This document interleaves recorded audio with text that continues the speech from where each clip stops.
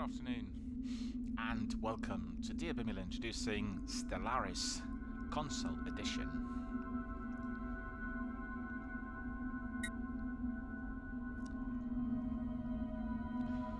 A warm welcome to all of our friends, fans, community members, participants, squad mates, and viewers on various platforms worldwide. Thank you for joining us today. Thank you for being valued members of our community. And it was a very, very nice sunny day here in London suburbs, but unfortunately, as the day wore on, we managed to get yet again that dreaded rain, and it's raining outside really badly, so warmer, I guess, than during the last few days, but unfortunately quite soggy, quite wet, which makes it unpleasant for me to go to the neighbouring town to have my dinner every single night. And guess what?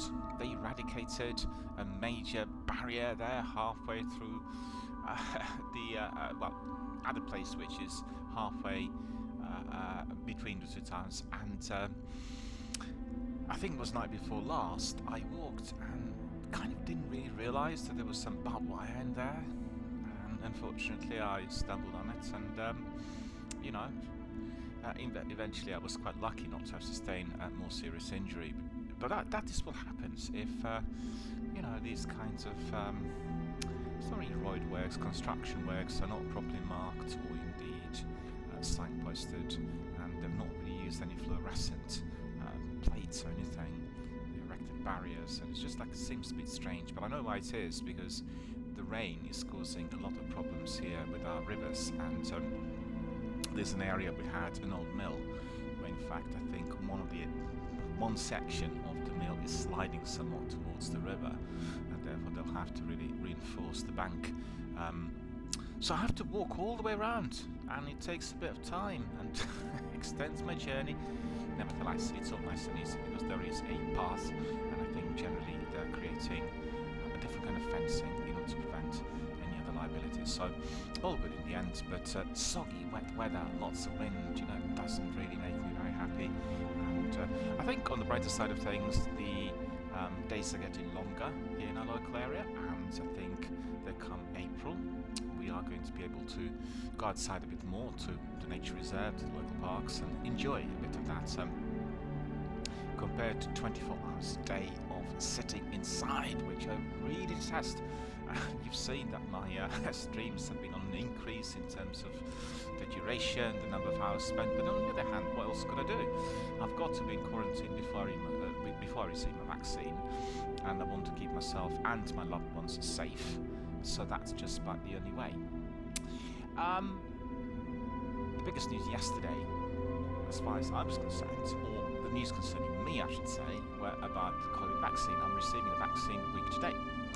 I've got the appointment booked. They called me yesterday as I was doing my Little Nightmares stream here on the channel, and I was delighted to hear this, because it was down to the T. In fact, I really expected it this week. I expected a phone call, in view of the fact that it's been, I think, 6 or 7 weeks since I received the other seasonal flu jab, and it's all in order. And then I've got 2 appointments booked, one which is for next Saturday, and the other is going to be 2 months later, and that will be, I believe, at the beginning of June. So all very good. I think it's about 8 weeks in between those 2 jabs, which is the new normal, the new standards that we have here in Britain. I know there's been some debates about 3 weeks, 6 weeks, 8 weeks, but there are reasons as to why that is. Most importantly, the first jab is giving a considerable immunity to the majority of people, unless they suffer some serious health issues. And the other thing is, we want to be able to vaccinate by the end of June, by the end of May, the vast majority of our people in Britain. So we want to have 60 million people at least vaccinated, and therefore everyone else could go for the second jab. It'd be slightly unfair if we were using all the jabs, for the people who were getting in really within the first batch, and therefore preventing others from having it. It would be, inhumane, basically, it'd be unethical, and that is the reason. And also from the medical point of view, it will allow a better, longer period for the scientists to be investigating what actually immunity we are getting after the first jab, because you've seen with Johnson & Johnson vaccine, they said there'll be no need for the second jab. So it's very interesting to see what the analysis will tell us, and that is being very, very closely monitored through many cases in our country, and I'm receiving regular updates from the NHS. So I'm very, very excited to see what the results are going to be, because the initial results are telling us that the first jab is indeed providing us with a greater immunity compared to what was expected. So that's a very good sign, and certainly what we want to see is overall, come the end of the year, whether after all of us were vaccinated, the virus is going to be disappearing, or indeed popping up very, very seldom, because like with any other transmittable diseases, if the disease does not have the virus, does not have any room to move, does not have a host, can't really get transmitted from one to another, in many cases the viruses just simply die. And I'm certainly hoping that this is going to be the case here. And but we need to take time, investigate, analyze, continue with vaccination, and make sure that everyone is kept healthy and safe and well. I've looked at the stats today and my heart sinks, because I realised that we already have more than 140,000 people who sadly passed away during the last 12 months directly from COVID, and we have probably quite a few who also died eventually due to other diseases that indeed were the underlying health conditions on top of this dreadful, dreaded virus. So anyway, I'm happy, I'm very content, very, very good news. Yesterday I was very elated, really made my week, made my day, made my month. And more better news can you receive whilst doing your streams, but something of that sort. So really absolutely 10 out of 10 for me. Right. The other big news is Bethesda. You've heard certainly through various streams and various broadcasts yesterday, the day before. You must have watched the one with Phil Spencer when he talked. It was the official Bethesda/Microsoft merger, and we talked a lot about all that is to follow, all the games, all the titles that will become Xbox exclusive. So I think PlayStation and Sony will be bereft as results, because ultimately they had quite a selection of the same games accessible to their PS Now services on subscriptions, and basically Microsoft are taking them all, and they will be Xbox exclusive in due course, not immediately because of the licensing laws and all the other rights that Sony will still uphold, but certainly for all of us who are subscribed to the both services, it is a very good news. Knowing that the majority of the heavyweights that Bethesda released over the years, most notably Fallout, and then Doom, and then Elder Scrolls series, of course Wolfenstein, all of these are going to be easily, instantly accessible through Xbox Game Pass on the Ultimate subscription. So honestly, like they said, Game Pass is the future, and they will see it as the best possible way through which gamers can invest in those companies, as well as making new connections through the online communities of friends, associates, squad mates. It's the same thing I'm doing here on Twitch. So, the other thing I want to say is I've had some discussions about my Warzone streams here on the channel, and I've had some really feedback coming from the members of our Twitch community, which in fact was a concern to me, and just want to reassure everyone that the content that you would have seen recently in some of our streams is heavily monitored and heavily moderated, and therefore I have no control over what some people say. That includes some of our regular participants, and I'm going to be bringing in a group of moderators who will be taking very drastic measures against anyone who is popping up and saying things which are basically in breach of our channel rules. This is an all-inclusive, family-friendly, learners, community-based channel, and Warzone is a competitive multiplayer which is fiercely played around the world with lots of people who want to be chasing scores, getting good results and everything, and I absolutely do not want that here on my channel. And as you know, we built a regiment, we have quite a wonderful group of people in there, but amongst the people who are participating, there have been some who are pushing the underlying competitive agenda, and that's been very negatively received by the viewers and some of the other community members. So therefore I'm bringing in another lot of moderators to look into this and make sure that they take immediate action should anything happen that indeed is not aligned with our channel rules. So if anyone was of concern, I could just, if anyone had some concerns, and if you heard something which was indeed perhaps, I guess, preying on your mind, then I can just simply assure you I'm taking all necessary steps to eliminate any of this. And I mean, to be truthful and very honest, I did have some problems with randoms coming in, you know, in the games like PUBG and Apex and Warzone, because these are competitive multiplayers, and you get random people coming in who are from a non-English speaking country, and they don't fully understand what we say here, and then, you know, they're completely quiet, the mics are not switched on, you're not even aware of the presence, but then out of the blue, as they get eliminated or they do something wrong, they start swearing, or they start beasting the other person who's out there, and that is really unacceptable. Obviously, such people receive immediate bans and restrictions, but I can't be prevented from being live on air. I guess it's similar to what we had with Sky News covering, you know, major events.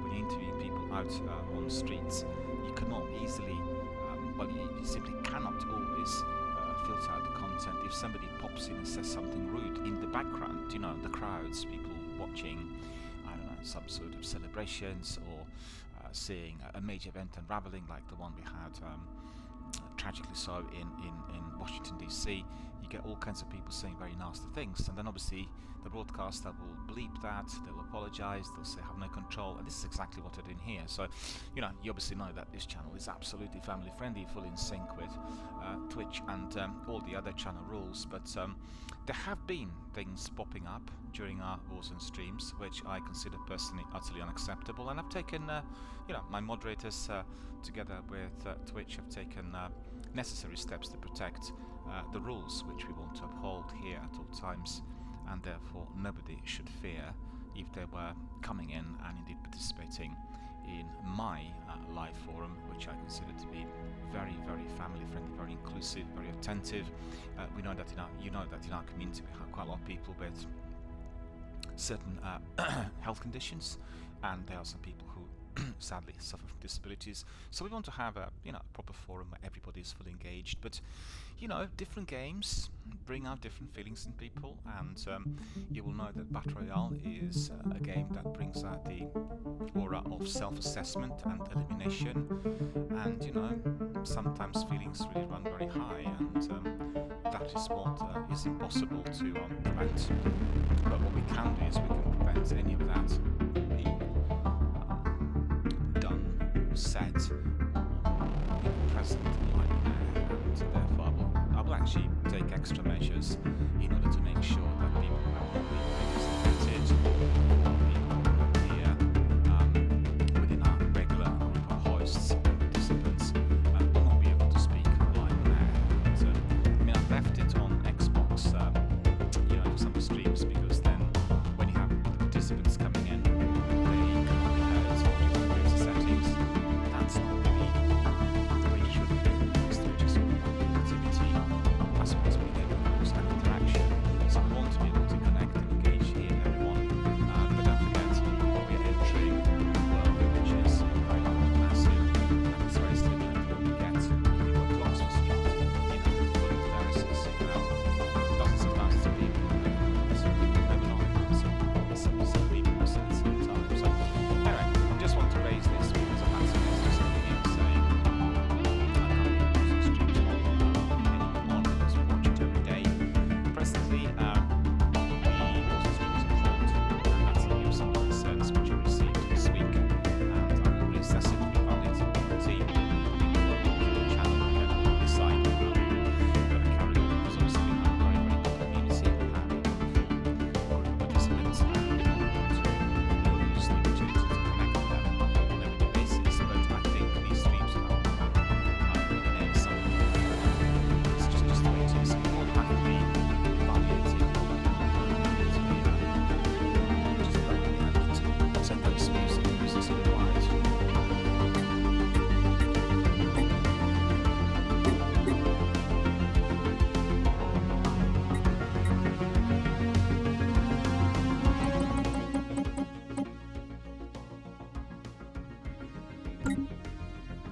I think it's better now. I'm just saying that we all have to be always reassessing all we do every single day here live on air. People do not realise if you're using some platforms like Restream, you go to different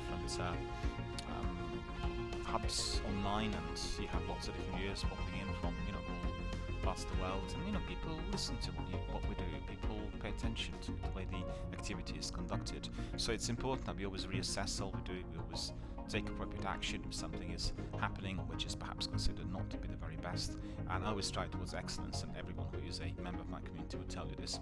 But at the end of the day, just like everyone else, we'll have certain rules that need to be upheld, and they will apply to everyone, myself inclusive, right?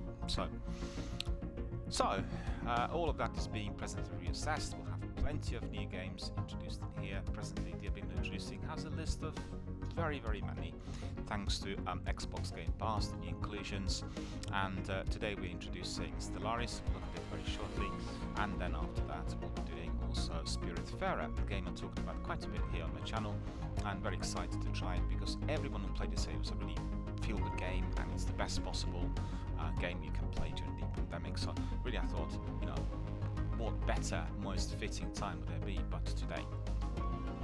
And we'll carry on with Apex, the new event called Chaos Theory, which in fact is very tricky. I've played a number of matches during the last couple of days and done like the secondary or tertiary, the big pop-up circles and gases that keep affecting our movement, so it's a bit more difficult compared to the usual, and we're not getting any more some of the kit, which we kind of got used to the last 3 to 4 weeks as we were doing the second anniversary event as well. So it's significantly different with lots of different challenges, and we all need to be ready to tackle all that is there. To be fair, they've given us a special shield, and you can use the shield within that new circle in order to protect yourself, and I kind of learned how to use it yesterday, so I felt a bit better about it compared to lots of different matches during last week, and still it appears to be quite difficult. And yesterday I played with many randoms, and it was a mixed bag. Some people played really minimum team effort, others played quite a lot of team effort but were not experienced with the game, and therefore it was difficult for them to be using special skills, knowing exactly what to do. And then we had also some sort of doing the solo effort. So, the reason I leave, I forgot to say that earlier when we talked about rules and streams, the reason I leave my audio, the random servers on, is that this is one of the ways in which we build our community, in the same way as people have, viewers popping in on Twitch and having a look, and then deciding whether they want to follow the channel, whether they want to come back again, whether they want to join forces with other members. And it's always very nice to be able to hear the other person, and it's fundamental in competitive PvP matches, because you need to strategize to find out what to do next in order to survive, to progress forward, to get the result, and that is the main reason. So ultimately I'm going to be keeping my mic and my sound on whenever what comes in, but we are going to be taking immediate action if anything was to pop up that indeed is of concern. So that's the way it's been from the beginning. I just think that with Warzone being one of the central streams here on the channel now for about 4 or 5 months, and I guess taking over from Destiny, there's been a shift in the mindset, because Destiny is a feel-good game, and the vast majority of those who are playing Destiny and who are not doing Crucible are very much kind of operating within it. But therefore we didn't really do the Crucible as much, and I've done it on request, as we had some of our community members coming in, especially today, together with me. I've done it when we had Iron Banner, when you had event-based type of activities, but otherwise not my favorite part of Destiny in either of the games, the original or the sequel. I've had an announcement on Twitter and also on my Discord indicating that Destiny is coming back. We'll have a lot more, probably more of Destiny 1 compared to the sequel. I had some disturbing news coming from Bungie overnight. They said that the other expansions that include Forsaken and what was the other one? All the other expansions prior to Shadowkeep will be vaulted. And I can understand the reasons for it, because I really complained to them directly, and complained here live on air, that in its present format, if you play Forsaken, you can see how Kate died, and then you go to Cosmodrome, and Shohan is telling you all about the activities you'll be doing with Kate very, very shortly. And he talks also about the princess and her brother in a way which is kind of preceding the DLC, notably Forsaken. So they will obviously take it out and they'll rework the story and probably reintroduce that at a later date. But it just seems, I've got to say, it's a bit, you know, perturbing, because generally the activity has gone down the route of PvP with PvE, which is very kind of competitive. You know, it's like a classical battle royale shooter, and on the campaign side of things, Destiny 2 is significantly lacking the content, and you know, lots of people play such games for the story, and they want to know exactly what is going on out there. And I've got to say that with Outriders on Horizon, and there have been some rumours today that Outriders will come out on Xbox Game Pass on the day of the release, which is certainly a possibility considering what I've seen in media so far. You know, Destiny will be under pressure. Outriders is a very, very well advanced, well developed game, similar to Mass Effect, and it does have auspices of Anthem, Mass Effect and Destiny all in one, but delivered in the original format. But I think it's the story that holds it together. I played the demo very extensively and introduced it here, and I felt the demo had really excellent storytelling. Maybe if you didn't like the dialogue, you didn't like the way they were sort of doing some things, this is a separate issue from the story being held together in a way which is telling you exactly what will happen next. All the activities that you've taken, be it the quests or the side missions, all blending in with the story, you know exactly what's happening. And that's the beauty of Mass Effect, that's the beauty of Anthem. And you know, Anthem's not being properly understood or recognised by the gamers due to the technical problems, but you know, the concept is there. It's identical to Dragon Age and Mass Effect, and it works. The only difference there is that, unlike with Mass Effect, where you had a continuous regular thread, so you know exactly straight away what other side mission or extra quest you were to be playing. In Anthem, it was more left to your own devices because it's a multiplayer. They did it with a team of 4, and they kind of thought about not wanting to enforce the story as much. You could do it if you wanted it, otherwise you can do lots of battle sequences with your team of 4, you know, because story, cutscenes, discussions, they'll cut into the action, and some people really want a lot of adrenaline. So it was well conceived, but I guess not really too well developed. And I've read articles, try to think, well, there were in a number of online magazines, and they all said that they finished the campaign and everything within 15 to 18 hours. I find that staggeringly impossible to believe, because I played Anthem for 146 hours, and at that point I completed everything. I completed everything that was coming to me through the campaign, together with all the side missions, many of which were all down to my dialogue with non-playable characters at Fort Tarsis, and there were very many. What didn't work was the map, and that really was disabling to the vast majority of people who really wanted to explore quests, but they didn't know where to find the characters, and that really, you know, it was really bad. I've got to say, compared to all the other games BioWare released. So I can see the reasons to why the writers didn't have time to be digging into every single corner for Tarsis to find those characters manually if they were not popping up on the map. And I can assure you, they were not popping up on the map. I walked to Fort Tarsis every single time, everywhere, and I found characters who were otherwise not marked. So that what it meant was you missed out on the content. It was beautifully told. It was well embedded within the actual campaign and story. It's like Mass Effect, all the side missions, you know. You met one character, he is taking part in the main campaign, and he's got like half a dozen other things to do. So I think Outriders will be a serious competitor to Destiny, and they may also develop live services in due course. So, you know, definitely Bungie will have to watch out, because there's a lot of discontent about the current development in Destiny. Beyond Light's been seen as a major development forward, but vaulting content, removing some of the treasured activities like sections of Gambit, restructuring everything in a way which is half-baked, has really been not positively received. So it's a mixed bag. Beyond Light seen as the best possible, and then everything else being seen as not very good. And I think what really has been of the greatest concern, the gravest concern within the new game, well, within the sequel, is just generally the seasons that were during the last 12 months providing us with pedestrian, mundane content that we've seen before, lengthy grinds with no proper weapons or additional tools that would feel equally rewarding, and you know, it just felt like we're doing the same thing over and over again. And for a game that's operating on live services, that's just a non-starter. And you know, I didn't have that many problems with the content overall, but it did hit me after Beyond Light, and we had quite a number of sessions here on the channel where you know that Kate's gone, you know that there's been major red war that destroyed a tower, and then suddenly there isn't any more anything of it in the game. You sort of start out on a new so let's say somebody was joining Destiny today, they play the first game, and then suddenly they pop up on this new tower. They have no explanation as to why this new tower is there. What's happened to the old base? Well, you know, so narrative is just completely muddled, and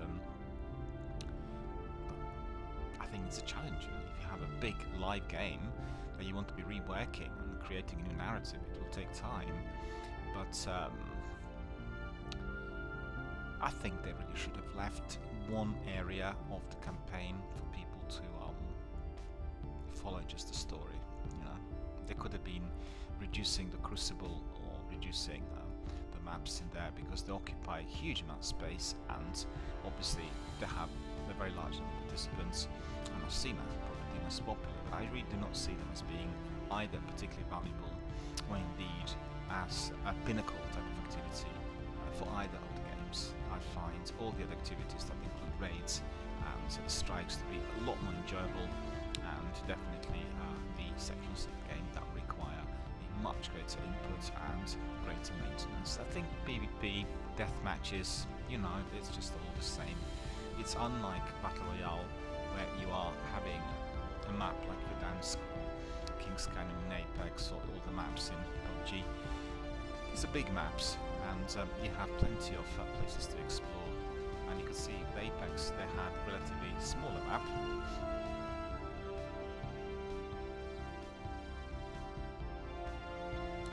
It was a relatively a smaller map initially with lots of participants, so it felt like a death match. And then they reduced the numbers, and it feels perfectly tactical. I mean, I've got to say, I'm really enjoying Apex. It's been massively improved. The graphics are second to none, no glitches, no lags, no frame drops, adequate number of participants, and it just feels right. Also, the actual duration still comes pretty much the same. You know, you still play about 18 to 25 minutes if you will come into the last three teams. And so it's a very, very interesting concept that they applied. Obviously, it was a huge risk to take. Lots of people dropped from the game because they felt it was no longer giving that degree of adrenaline and all that indeed they enjoyed previously. You know, the guys who are chasing early scores. I played with a Dutch team, you will remember, here on my channel, and we played every day, and we had two Charlie team members, and I was Delta, and they were just chasing early scores. They were eliminating as many people as possible, and it was partly to do with their kind of experience of Battlefield and Call of Duty previously. So, you know, down to player preference. I prefer tactical, some people prefer death matches. Death matches are definitely not my jazz. I can play them, they can be enjoyable, and for instance, death matches on Call of Duty Mobile are very good and thoroughly enjoyable, but it's still not my kind of thing. Alright, so I think I told you all about the news. I'm trying to think if there's anything else. Well, not really. We have, you know, Spiritfarer and Stellaris today. They've been introducing. I played what's it called? Max and the Dangers of Brotherhood. Let me see. Last night I played it.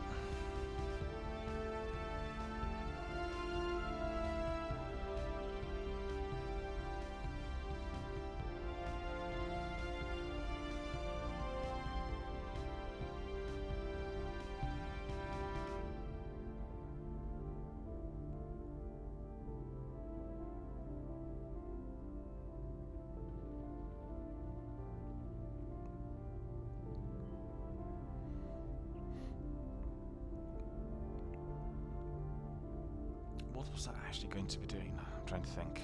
My brain just went.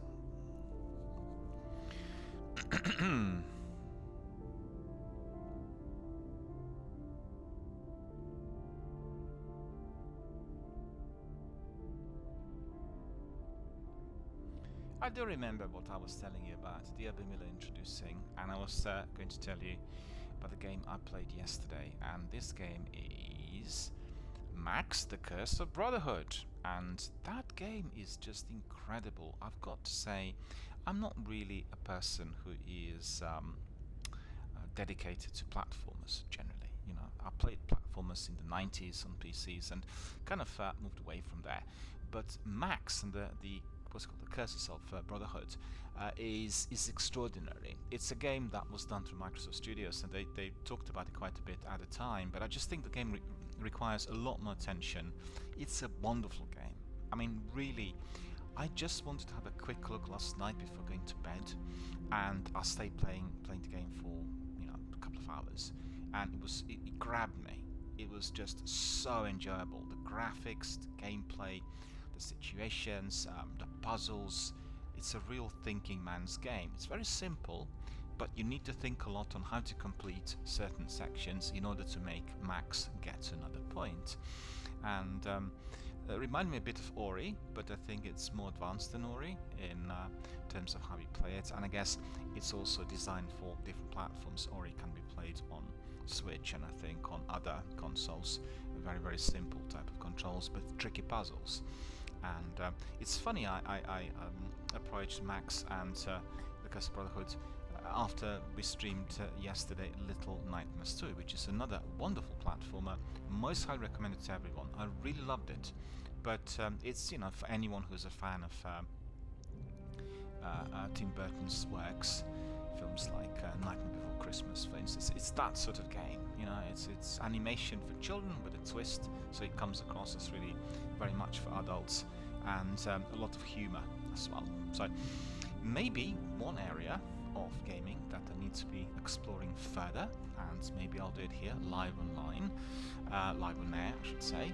So for myself and others to become more acquainted with some of these platformers, many of which were released in the last few years, and the original platformer Castlevania style. Obviously we have Dead Cells and games like this, but this is different. You have platformer where you can have the character moving around quite a bit and needing to solve the puzzles, to complete tasks, and I really like that. I love it. 10 out of 10. So Max and the Curses of Brotherhood, absolutely recommended to everyone, and probably I'll stream it in due course and introduce it in here. It's quite a lengthy game as well. It looks like very simple and nice and easy, but actually it is not. Alright, so these are the news, and I'm doing The Witcher 2 as well, in addition to everything else, and lots of games to be played. Before we crack on with Stellaris, I want to introduce the game and want to tell you more about it. I need to tell you the following. As Bethesda joined forces with Microsoft, we have now access to all these wonderful AAA blockbusters, and I will make a Bethesda month, I think, to be the month of the month of April. So it will start. We may introduce some other games before then, but we'll make it a month of Bethesda. April being the month of Bethesda, and I want to try every one of these games. They include all the Steam series and Dishonored, which has not been played as much here in the UK compared to the worldwide audiences. And then we have Fallout, of course, the entire series, as well as Elder Scrolls. So really wonderful, wonderful stuff, and we want to really do all of that as much as possible. As you've seen on Xbox Game Pass, there are lots of games, and sometimes it's very difficult to get through everything. But your rule of thumb needs to be one big open world game, one indie game, which is easy and kind of easy to finish because it's linear, goes back to front and front to back. From beginning to end, basically, you play the narrative and you complete the game in 5 to 10 hours. And then you can have another shooter. So you have 3 different areas, like one big RPG with open world. There can be maybe some other RPGs like Less Unleashed as well, so you can play them indefinitely, or Black Desert, for instance, really, really good games. We streamed them here and played them last year, and highly recommend them to everyone. So you can maybe 3 or 4, but make sure that the game that's occupying the vast majority of the time, the games like The Witcher, like Fallout, like Elder Scrolls, like Mass Effect, they need to be the central piece in everything that you do there. You need to be absolutely dedicated to the completion of all the tasks, and you need to have continuity. You can't do The Witcher 2 days a week and then come back in 3 weeks. It's not going to work. You'll forget all about it, and the game will not longer be interesting. And you know, we're spoiled for choice. That's the fact. If you are a fan of survival horror, they have also The Evil Within, both parts. And obviously Wolfenstein is bordering on the horror genre together with its kind of gore and combat sequences. So plenty for us to enjoy, and there's never ever been a better time for you to subscribe. You really need to subscribe to these streaming services, and your life will be a different place then. And I hope for the better. I do not want to see our community members getting stuck indoors and then playing games literally 24/7 without getting any sleep. It's just not the way to do anything to do with gaming. You need to have a schedule, you need to have a notepad, you need to have a to-do list, you plan what you do, and like you've seen with some of the Japanese esports and dedicated PS players, they've done a scientific study which was stretched over 25 years, and indicated people who were methodical, people who learned how to plan through PlayStation games, they became successful scientists, university lecturers, sportsmen, professionals, you know, and they apply the same system of planning to every area of their life. And you need to do exactly the same, and then you will find the games to be very enjoyable.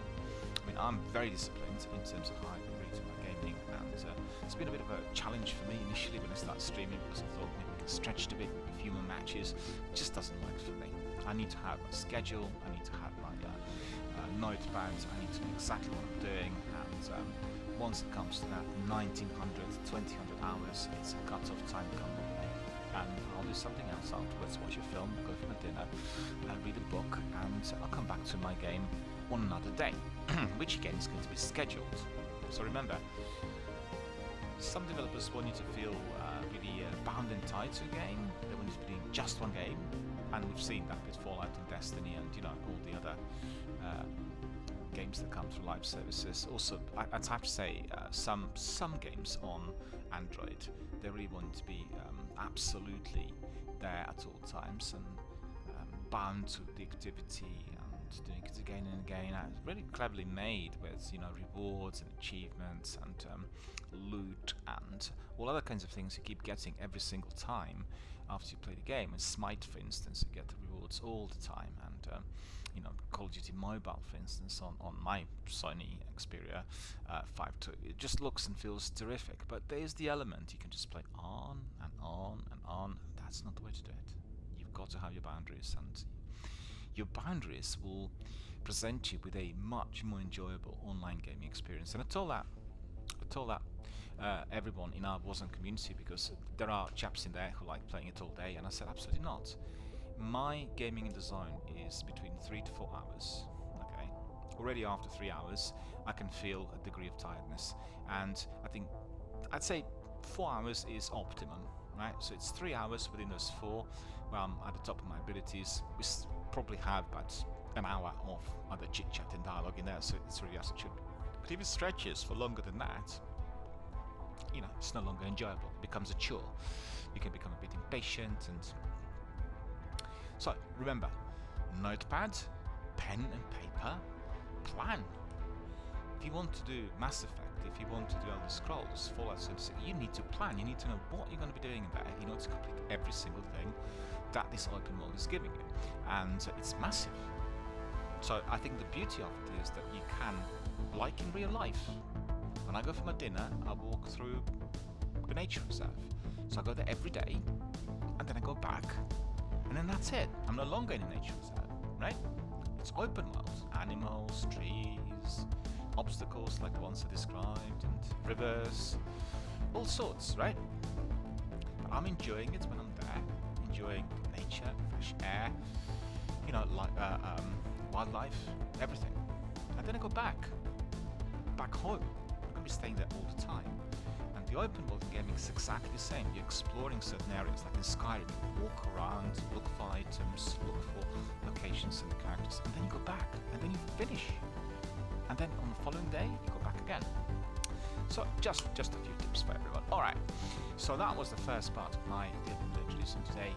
a nice weekend this weekend, isn't it? And we had plenty of those games to look at here. Today, Stellaris and Spiritfarers, like I said.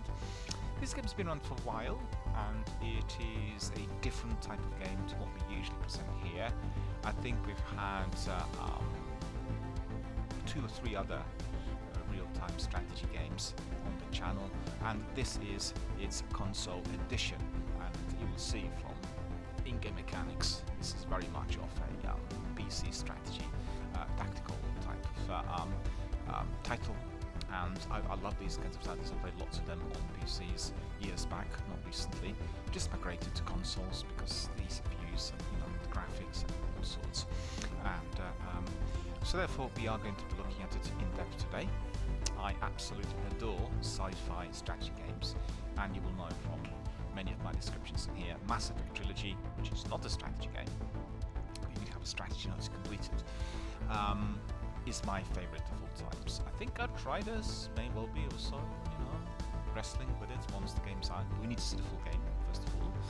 And, as we go on, and as we revisit certain games, we can just decide and discover how wonderful they were. I think The Witcher is certainly one of those. Really revisiting the sequel and loving it. I think I'm loving it a lot more than on 360. Wondering why. Maybe the game when it came out was a bit too advanced for myself compared to all else I played on console at the time, or there was some other issue. I loved it, but I think at the moment I'm just in awe, and there is a difference. I need to see whether they introduce some extras or something else compared to the original, because it's called Enhanced Edition, so I think the graphics are better, the cutscenes blend in perfectly, and the list just goes on and on. But it's all about the story, and I think I love the story and the way they laid out the structure, the way you play the game. And I remember, one thing I didn't like was that you were following the story and not always completing some of the tasks that would give you the increments on the skills tree, and I came across that again. So that's the downside of the game, I think, because you'll have to redo, we have to look for certain tasks, and there's quite a lot of walking and looking for certain things not easily discovered on the map, but still, as a game altogether, it's phenomenal. And like Jeff said, the 3rd installment of the Witcher trilogy is one of the best games, the best RPGs he played at all times, and he's like a true RPG dedicated veteran and a legend of various RPG streams live online. So if somebody like Jeff tells you it's his favorite, then obviously you'll know that you cannot go wrong if you purchase the game. Sadly, it's departing from Game Pass this month. I'm not really streamed it, I played it on Xbox Game Pass, but I have it on PlayStation in its Game of the Year edition with the entire content and everything, so I'm not fussed really. If we are to be streaming The Witcher here, we'll do it on PlayStation. Okay, so what is Stellaris? What is Stellaris, and what are we going to be doing in here? Does anyone know? Well, I do, and I'll tell you.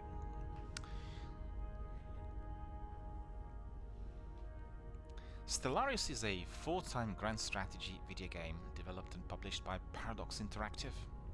Stellaris gameplay revolves around space exploration, managing an empire, diplomacy, and space warfare with other spacefaring civilizations. It was released worldwide for Windows, Macs, and Linux on May the 9th of 2016, so it's been around for about 5 years. The version here on Xbox Game Pass is the enhanced console edition, so it looks better than the one released on that date in 2016.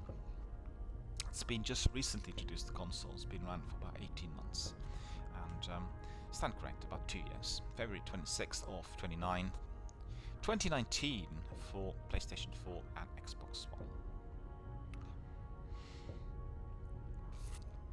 So Stellaris is a real-time grand strategy game, right? So this is RTS, as we call it, really, in jargon. Set in space, in the distant future, players will take control of a species, government, and ethics in its early stages of interstellar space exploration, right after the invention of faster-than-light spaceship technology, ready to claim a place as one of the species of the stars, depending on several factors such as the ethics of the civilization and the player's desires. The ultimate goal of an empire can range from galactic conquest, hoarding of resources and technological supremacy, to peaceful coexistence with or absolute destruction of all other sapient life. The player controls ships, inclusive of science, construction, military vessels. Combat includes centered towards the bigger picture, preparation and strategy. There are also diplomatic options such as alliances and trade agreements with other races. So the game begins either by picking one of the pre-made empires or using the player-made customized empire species. The process of creating involves several different choices. The first of these choices involves picking a mixture of positive and negative characteristics, i.e. traits, that make up the species. Next, the player customizes the empire of the species. In this phase, the player chooses the ethics and civics of the empire, ethics and civics points respectively, which are meant to represent the ideology the empire has adopted, and that can give various buffs, restrict certain features. The spiritualist empire cannot use robots and dismantles them upon acquiring the planet that contains them. A materialistic empire cannot outlaw robots and governments from being picked. An authoritarian empire is unable to aid democratic governments and vice versa, and change the way information is presented to the player. So it's literally starting everything from scratch and building the whole world. You're building the whole world, the whole universe, the whole galaxy. You're God when you're doing Stellaris. So the description of the game is very lengthy, and I think we are not going to be looking at it in depth at the moment. We'll try to learn as we go along, because we're introducing Stellaris to all of our friends. I've looked at the game several times before, and it was very complicated, and I didn't have time or energy to go through the motion of understanding every single section. But I think today we are going to be attempting to do that, because there are many more strategy games being introduced to the streaming services.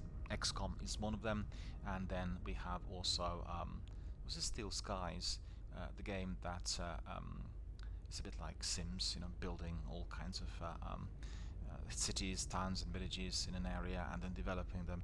It's for a particular kind of gamer. It's a special subgenre, and it is certainly for people who are very keen on doing those games on PCs. Paradox Development is the studio behind this game. Also its publisher. The game uses the same Clausewitz engine that was used since Europa Universalis 3 in 2007, albeit with some modifications such as the usage of physically based rendering, which is called PBR. It was officially announced at Gamescom in August of 2015, and then director Henrik Fares describes his influences as one of the third Star Control 2 and third Master of Orion 2, and then the third Europa Universalis 4 to create a strategy game with particular focus on exploration and expand. Actually, I do remember Star Control quite well, and Master of Orion PC games.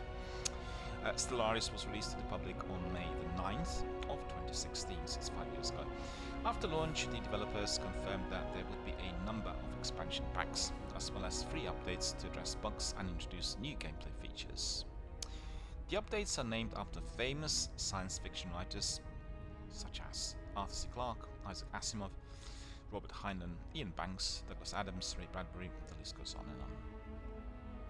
And in August of 2018, Paradox announced that they were porting the game to consoles. The PlayStation 4 and Xbox One versions of Stellaris were released on February the 26th of 2019 as Stellaris Console Edition. Generally, the reception of the game has been very, very good. They received anything from 7 to 9, sometimes even 10 out of 10. And, like Xbox One, 81 out of 100, PS4, 77 out of 100, PC, 70 out of 100. So, fairly good scores. Scoring very well on Xbox, and we are streaming it today off Xbox One. Okay, my friends, I think that's all I want to tell you about Stellaris. And we want to see now what the game actually is like. So get ready for this wonderful space adventure, a real-time strategy game here. We have multiplayer, we have new game, a load game, Paradox account. We'll give it a miss for the time being, and we'll go with a completely new game from the beginning. So we need to first of all create an empire. Okay, select empire. So we'll go for United Nations on Earth. Oops, so that's the one. Galaxy star size, medium 400 stars, galaxy shape elliptical, all empires and sign. This game is not eligible for achievements. Okay. So we want to start. Let's start with humans. We, just try out the first one.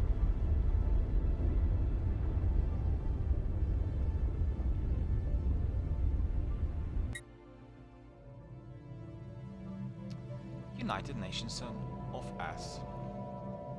You can see we have plenty of options everywhere. Okay. Government, representative democracy, ruler Dolores Muwanga. Species human, capital Earth. Ethics, civics, traits. Much has happened since modern humans first emerged in Africa some 200,000 years ago. Our kind spread rapidly across most of the globe and soon the first civilization to form. Scientific progress has been swift, though not without cost. Wars claimed millions of lives even before the atom was tamed, and the turmoil of the 21st century saw the mandate of the United Nations gradually expanded in an effort to create stability. By the early 22nd century, the supranational organization had become a de facto world government.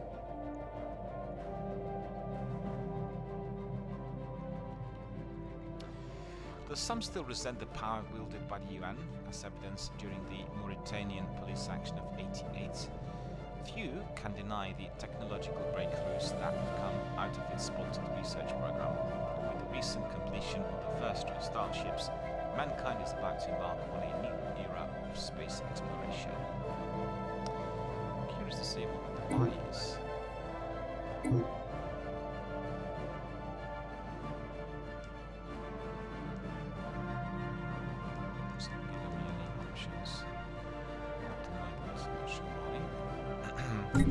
Good day, Madam President. I am Veer, a prototype synthetic intelligence. My job is to offer advice and assistance as we seek our destiny among the stars.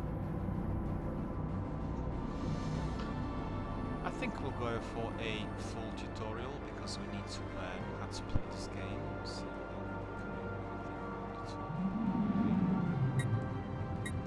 yeah, it's the standard RTS stuff. More suited for a PC. I know that sometimes the layout of RTS strategy games could be off-putting. Some of the other games kind of like live action, but strategy games are all about you planning, thinking, strategizing, and indeed creating systems which will be applied. Then the game will do it for you. You're winning the battles not by CQBs or face-to-face combat, but by mapping out tactics and strategies that will work. Therefore, you become a general almost straight away. We'll go for full tutorial. So, good day, Madam President. He is VAR and substitute. An excellent decision. You will have my full support. Building a star empire can be a daunting task. To help get things started, I will be providing instructional missions that cover the basic steps necessary to establish ourselves as a successful interstellar power.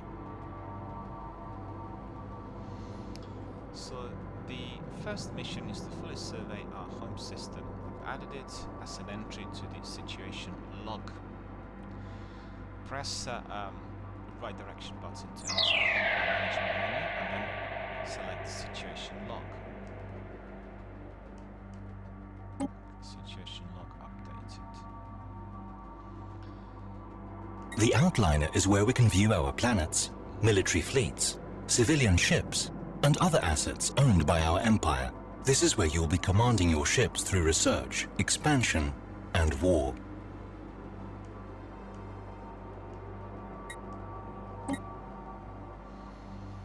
Planets 1, Earth, Empire Capital, Sectors 1. So it's telling us what the sectors are. Okay. Earth, Empire Capital.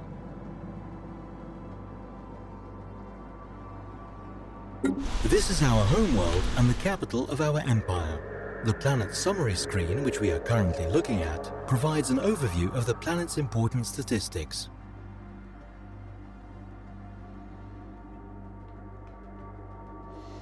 We can see the total number of districts this planet can support, how many pops are living on it, how much food and other resources it produces and consumes. We can also see if the planet is suffering from low stability and if there is an assigned governor.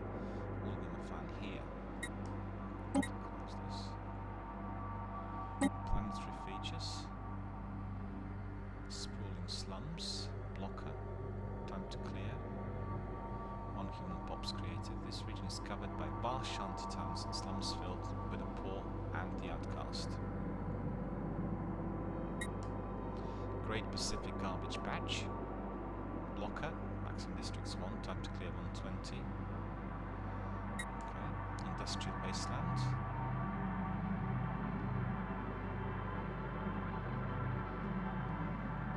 Scandinavian Reclamation Sector. Okay, so these are the planetary features. What is this? There are no rare planetary features on the planet. Sprawling slums, okay, districts, okay. Planet status. Base 50, Empire Capital 5.0. Effects on high stability, resources from jobs, trade value 10%, immigration plus 6. Stability is a measure of the overall political stability of the planet. It's primarily determined by the overall pop approval rating of the population. Stability can be reduced by conditions such as overcrowding, low amenities and crime. A planet with high stability will have increased resource production, while a planet with low stability will suffer penalties and may experience negative events or even a full-scale revolt. So crime is 15, so that's quite sizable. Skills is -3 and popping jobs 25. So crime is the main downside on Earth according to this game. Resources, Empire base, farming jobs, mining jobs, it's all looking good. Okay. So we'll see what do we need to do now.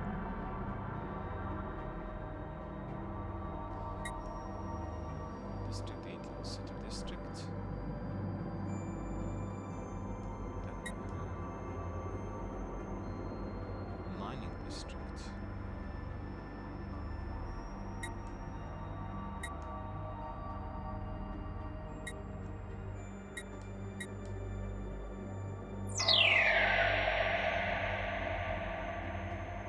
Clear blocker, we're lacking something for it.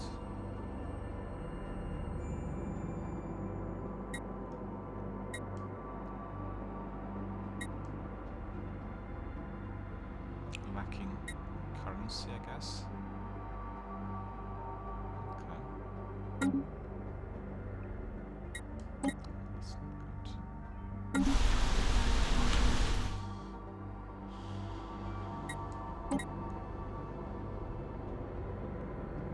Here we see a breakdown of this planet's population, divided into layers or strata.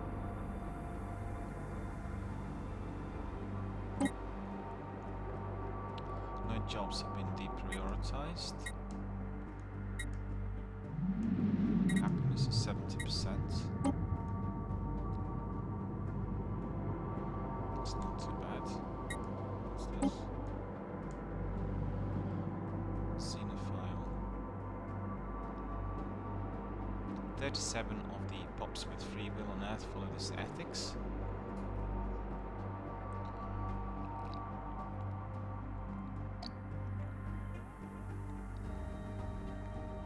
The average happiness of xenophile pops on the planet is 67%.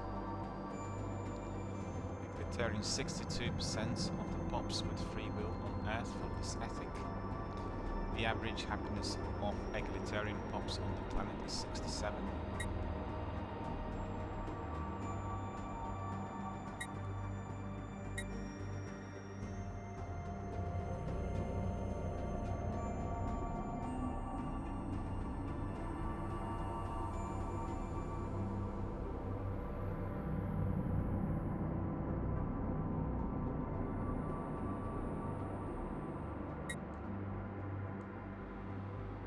This is where we manage all ground forces on our planet. Here we can view the current status of our planet from the fortifications, armies, militia, and orbital bombardment settings. That's important. We need to see Garrison 68. Human.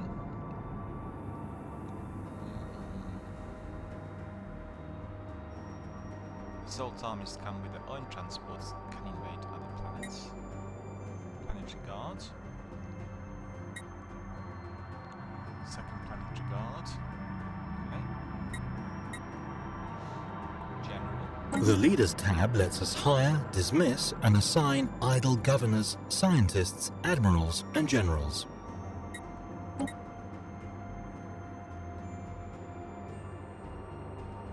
We need to select a leader for commanding First Planetary Guard. So we need to see who these people are. Eva de la Vega, General. She's human, age 29, skill 1.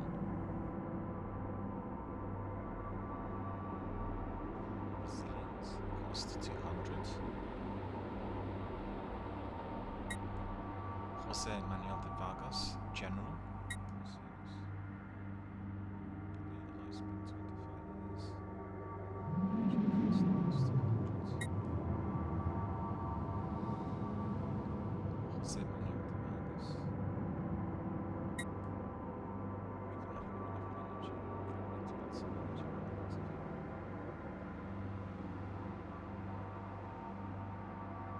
The faction screen gives an overview of the populace's political leanings. Be aware that shifts in the socio-political climate may give rise to factions. Details on faction sizes, attractiveness to our pops, and how content they are can also be found here. Okay. Faction lists.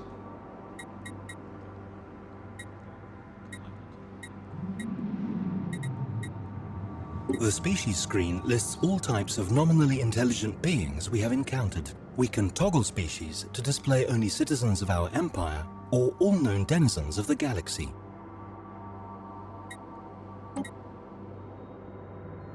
Humans. 24 pops of human living on one planet in our empire. The species rights list allows us to customize the citizenship and living standards of a certain species, amongst other things. Citizenship. Full citizenship. Resident slaves undesirables. Full citizenship. Living standards. Decent conditions. Academic privilege.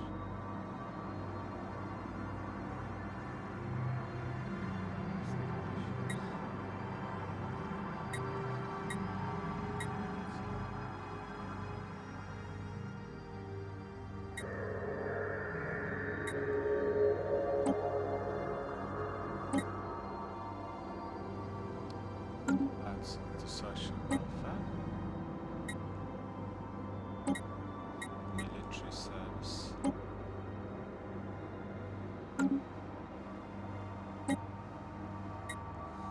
Colonization rights.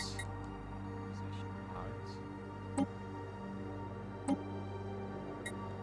Population control. Population control.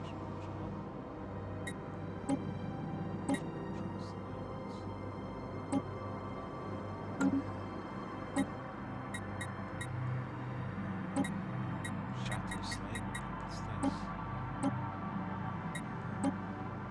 Space factions, nothing.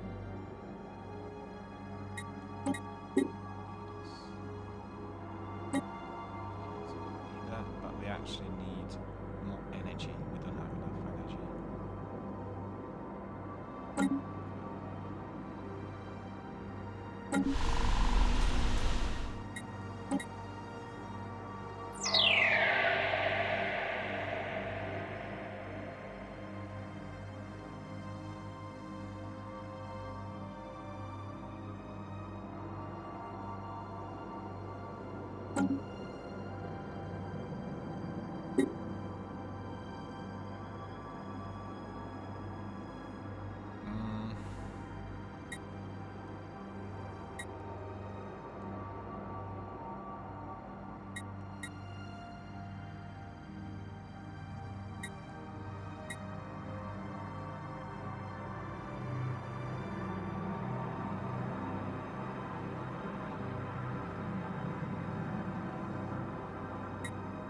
Who's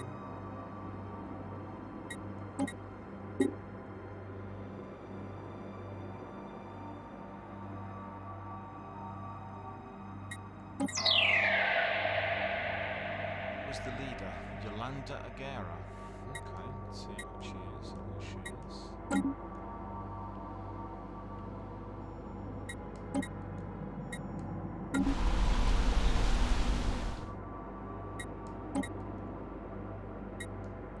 To see who she is. Skill level 1 out of 5 experience, nil experience for the next skill level 200, skill level effects, resources from jobs 2%, Yolanda Aguera, species human, gender female, age 43, skills level 9 of 5, upkeep base traits. Okay, so that's it. So let's see, shipyards, station, shipyards.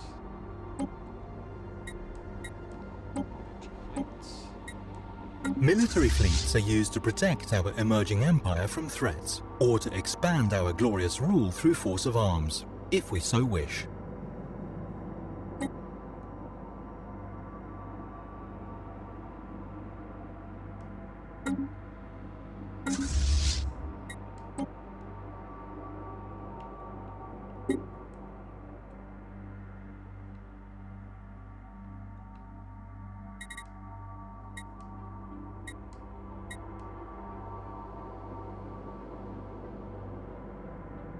You can toggle between galaxy and system maps at any time during the game.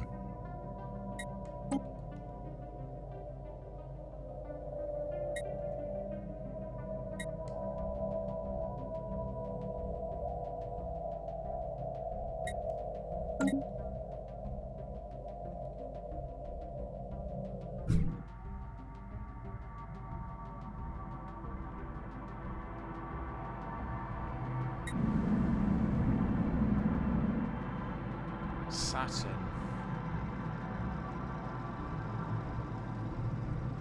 Gas is stacked with an atmosphere of many composed of hydrogen and helium surrounding the dense core. This planet is inhabitable. Uninhabitable. Can't even read.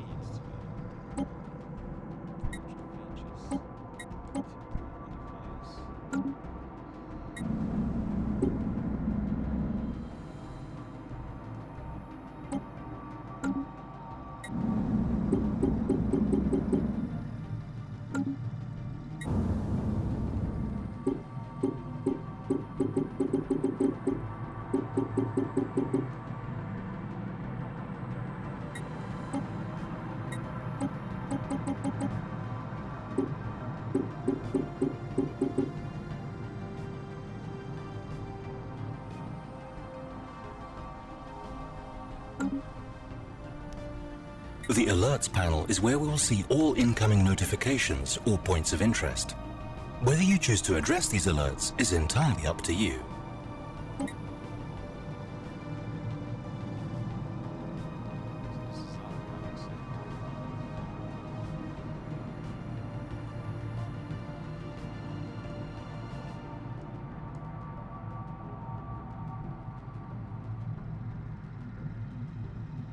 The technology screen is where we will be directing our research efforts. Technologies are categorized into 3 different fields, with each field typically having 3 available research options.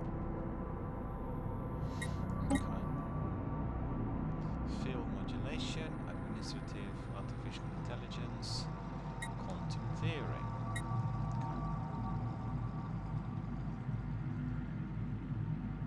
So we are having field modulation. Scientist.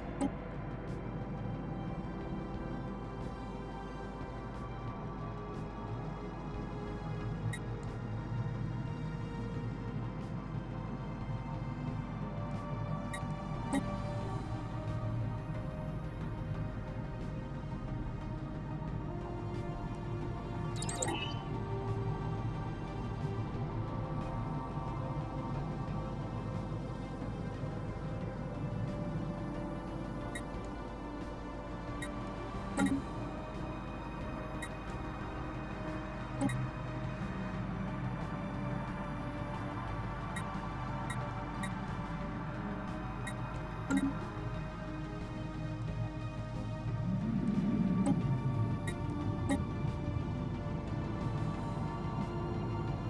we can choose 0G refineries, I think.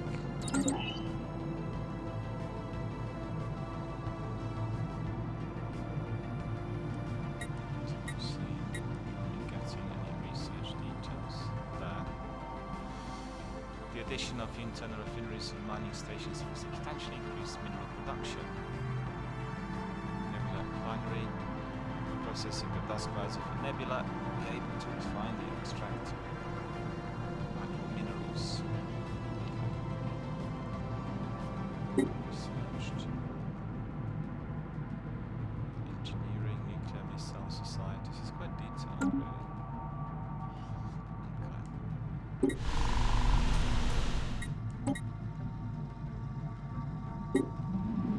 Summary, service.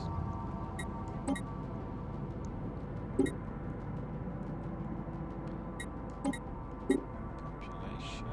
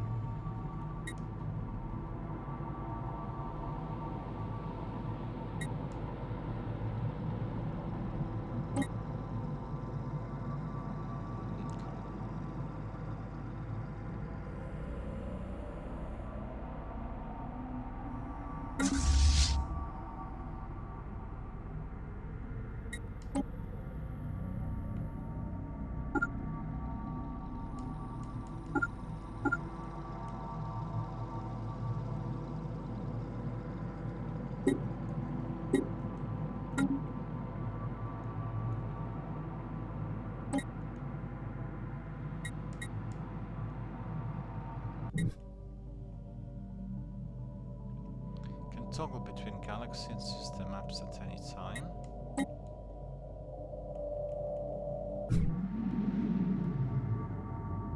Okay, so what do we do next? You can toggle between pause and play at any time during the game. Holding down the button will change game speeds.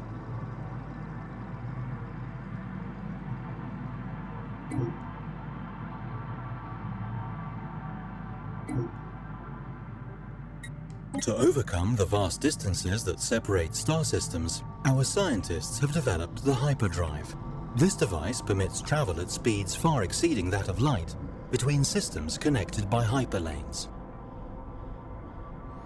Travel along a hyperlane is extremely fast, but interstellar movement is restricted along the paths of the galactic hyperlane network. Safely entering hyperspace is impossible at the edge of a system beyond the destabilizing effects of the star's gravity well. Okay.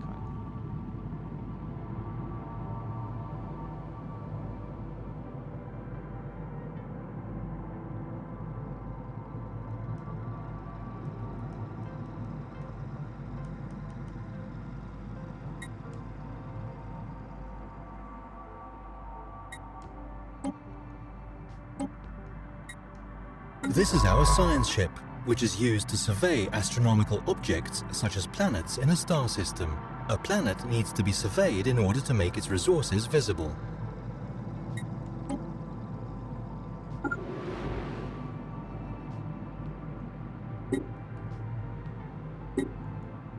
One of our first priorities should be to survey our neighboring star systems. Their resources and any habitable planets will remain unknown to us until this has been accomplished. While slow at first, a science ship's survey speed increases as its assigned scientist grows more experienced. Select our science ship. Okay, so that's one.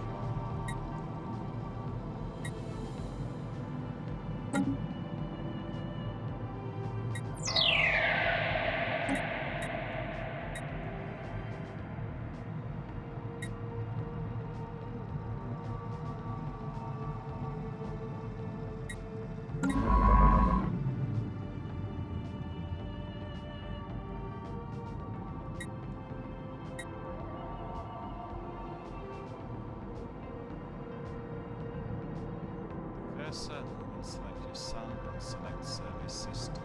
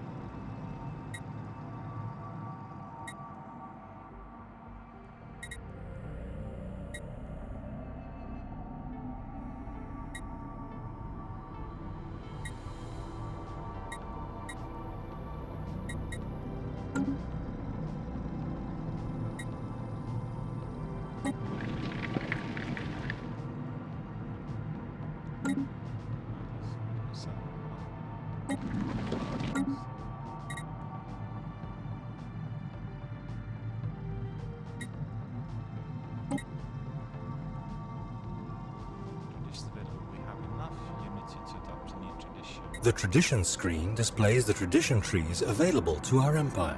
A tradition tree must first be adopted before any traditions within it can be unlocked.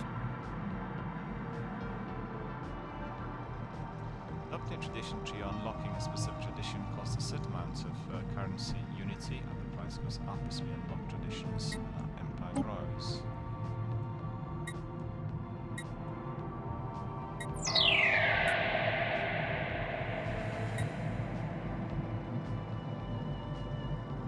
Things can match the strength of the content populace working towards a common goal.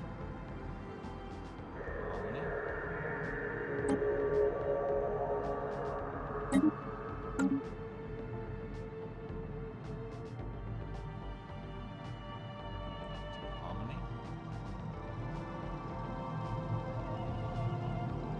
The Policies tab covers government policies, which have wide-ranging effects on how our empire is run. Philosophy, unrestricted wars, orbital bombardment indiscriminate, resettlement prohibited, first contact protocol peaceful, initial border status open, food policy dietary balance, economic policy mixed economy, trade policy wealth creation, robotic workers allowed, refugees welcome.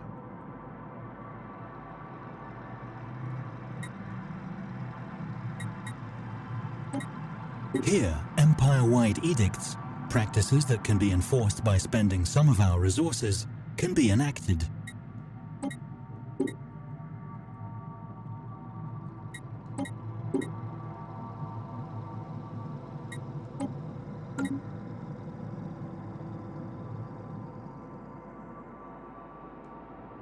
The Empire Management menu will help you manage our empire as you grow. Each menu provides information on specific aspects of our empire, giving you options for actions and improvements.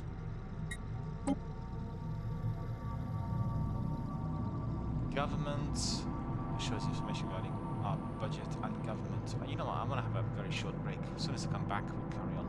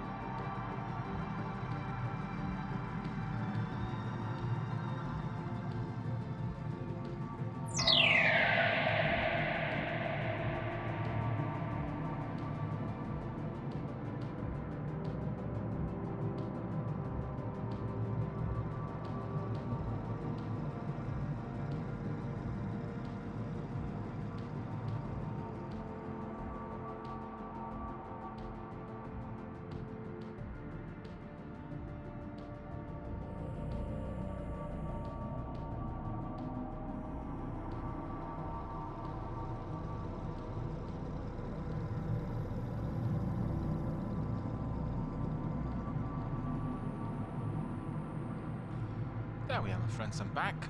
We'll carry on with our exploration of Stellaris. And I have to say, there is plenty for us to explore in here.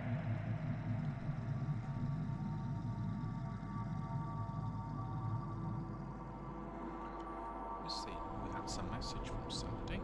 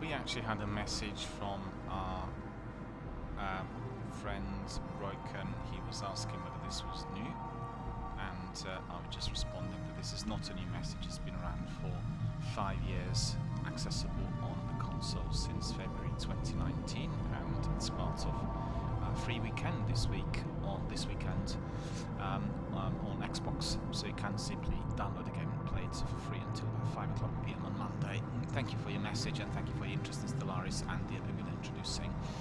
A comet has been sighted, a lone pride comet source to the solar system, clearly visible from Earth. It forges its own path through the cosmos, vibrant and ever undeterred. This is the ideal which all humans strive for. United Nations of Earth, comet, see, it's a diamond. We have government in there. Lunda Agera. Just bear with me, I'll be back in a second.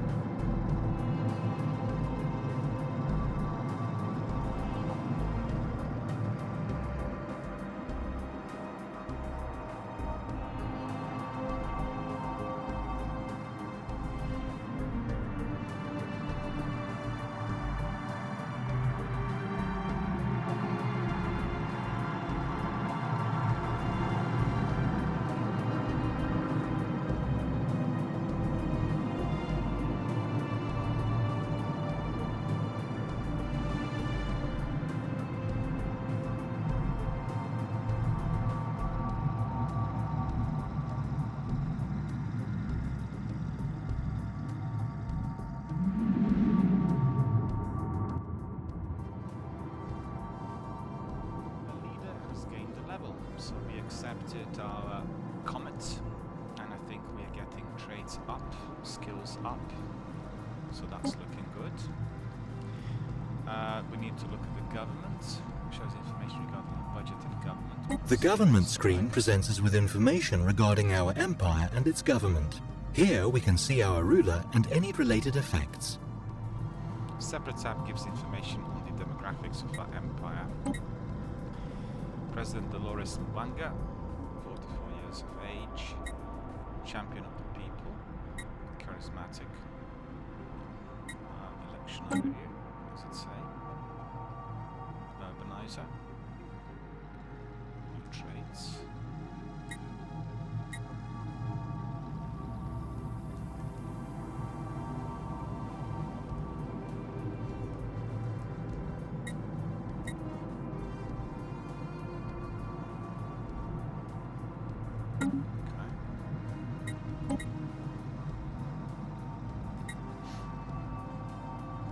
Fanatic egalitarian, must have democratic government form.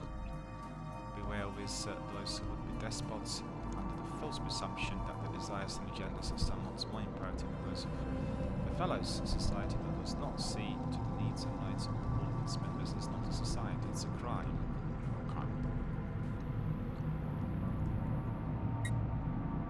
Xenophile. Increased opinion for other species. Cannot use no refugee species policy. Cannot enslave entire species. Cannot enslave entire species. Cannot displace aliens. There exists in all of us a deep-seated fascination for the unknown. Adventurous spirit that rejects the familiar and glories in the unfamiliar, whatever, whomever it may be. Idealistic foundation. Citizen pop happiness, beacon of liberty. This society is a shiny beacon of light in a sea of darkness. Liberty and individual freedoms are held in the highest regard here. Democratic.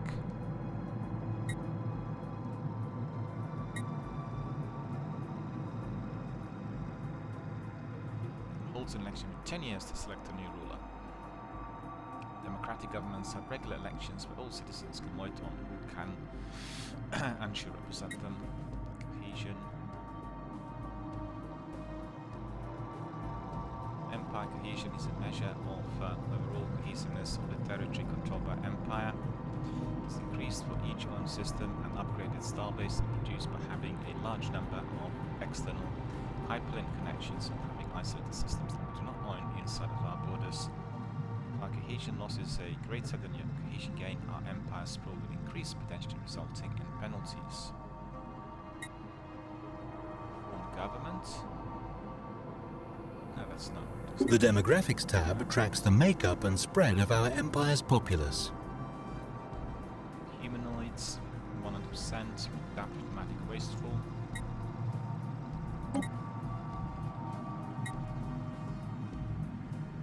So get all those descriptions that advise voice. Next page.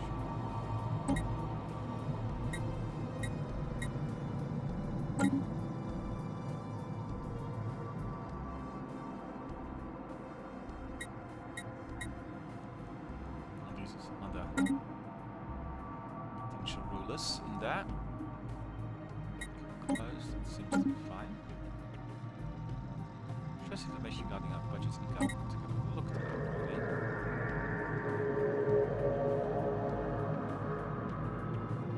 Separate tab gives information on demographics of our empire.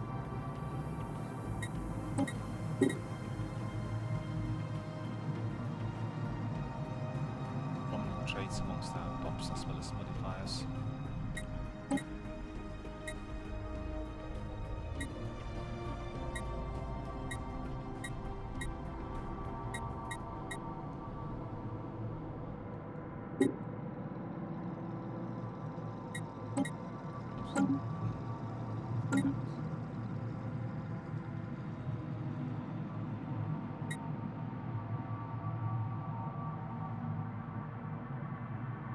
Just have a look at some of the planets in there. We looked at everything which was on Earth. The resource panel is where we can view our monthly income from energy credits, minerals and Unity, physics, society and engineering, are used to research new technologies. So we have our resource tab in there telling us all about this.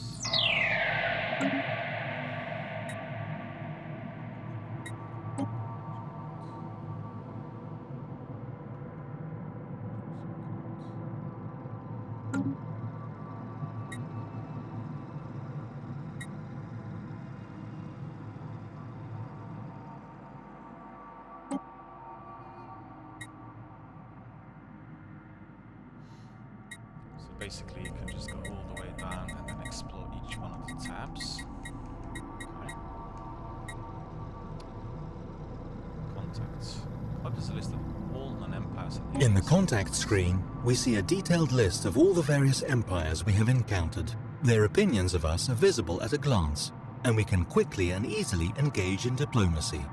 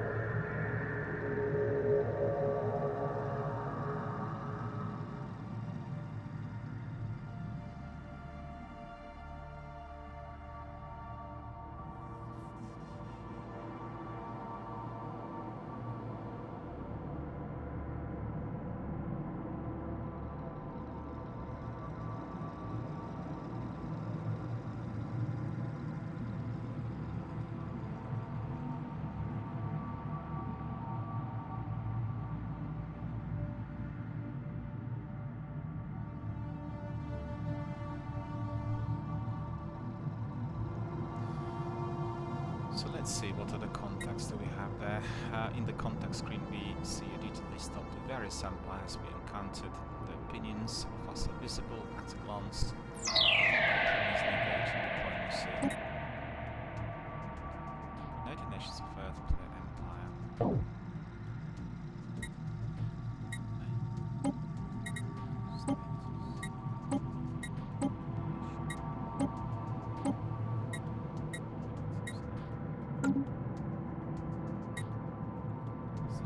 The situation log displays a list of all currently available special projects and various other points of interest. New items will likely appear as we begin exploring the galaxy. Urbanizer? Tutorial service system. We need to fully explore our home system before venturing into the galaxy. Press the right button to see the outliner, select the science ship. With the cursor, we'll select the sun. Pressing A to select survey system. Our ship will now pilot a course to survey all planetary bodies within the system. Okay, so we need to access the outliner, science ship, select the sun, and then select survey system.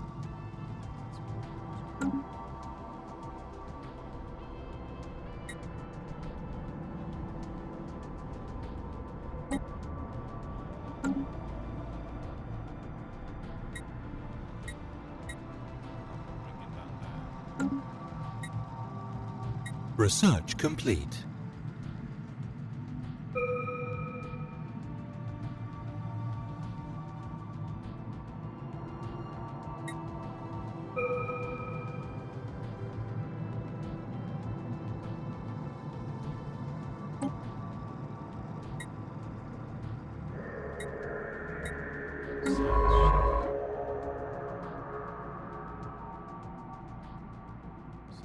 Sun, and then select survey system. Okay.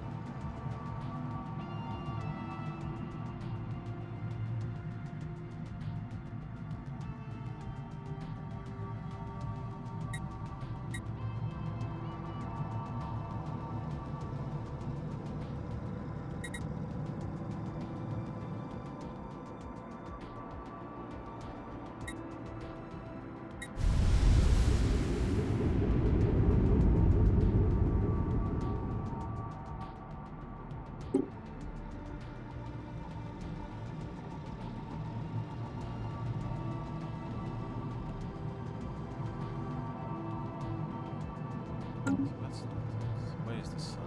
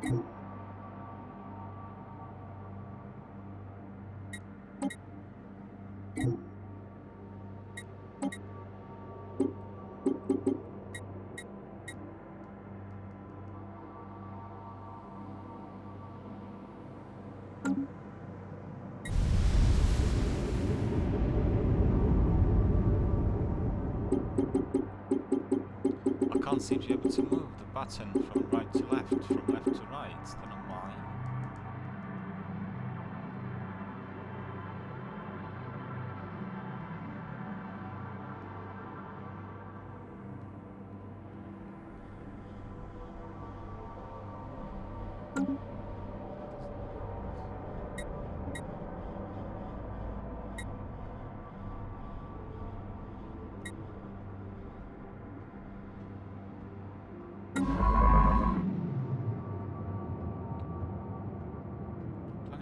Surveyed in order to make its resources visible.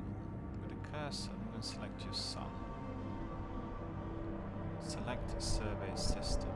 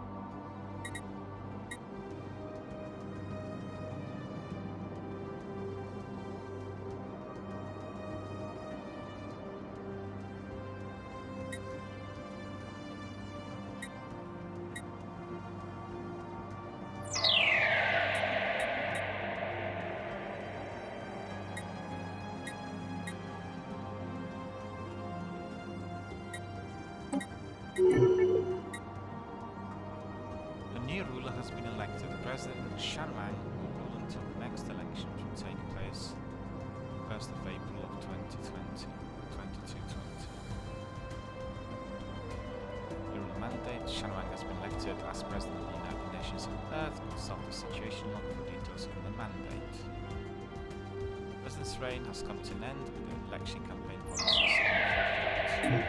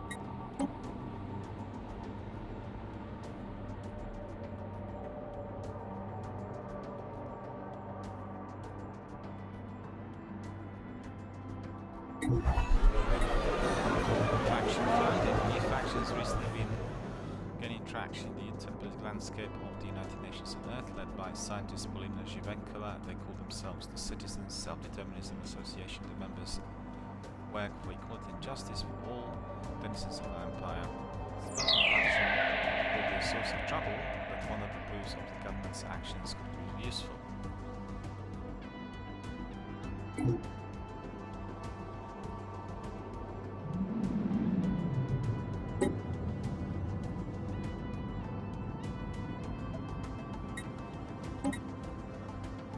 I have important information for you.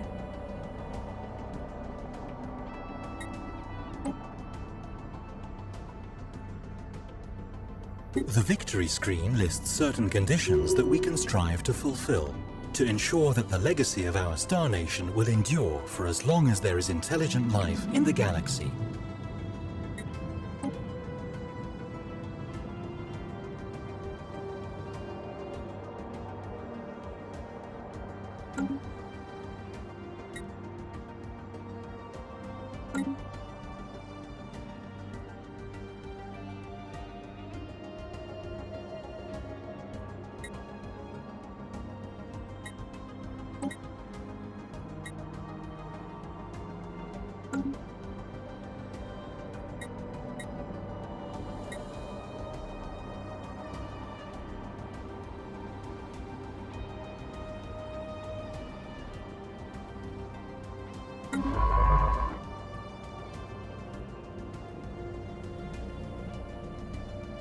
This is a science ship which is used to survey astronomical objects such as planets in the star system. A planet needs to be surveyed in order to make its resources visible. With a cursor, select your sun and select survey system.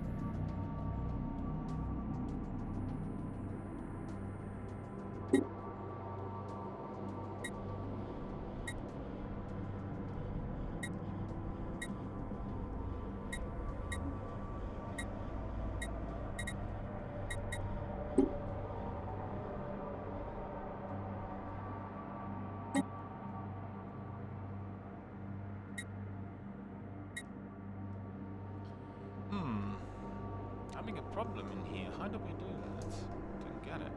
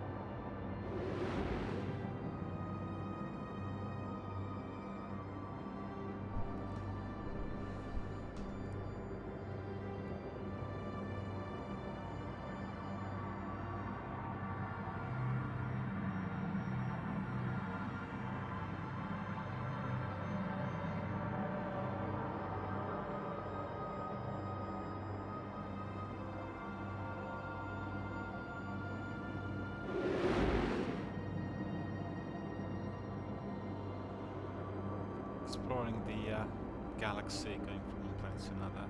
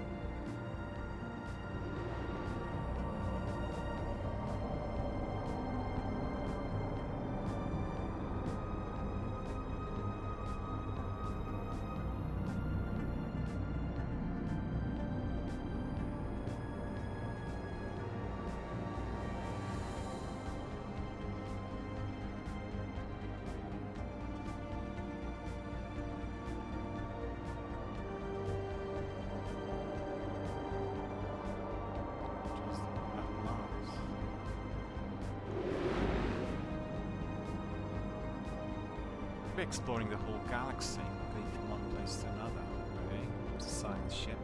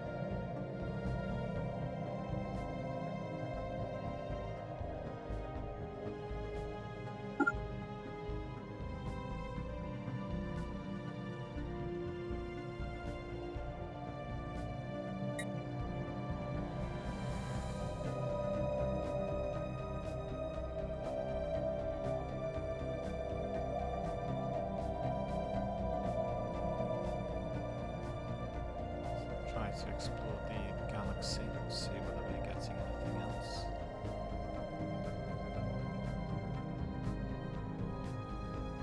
Fleet movement of planet types in system unknown. Sensor range. Alpha Centauri.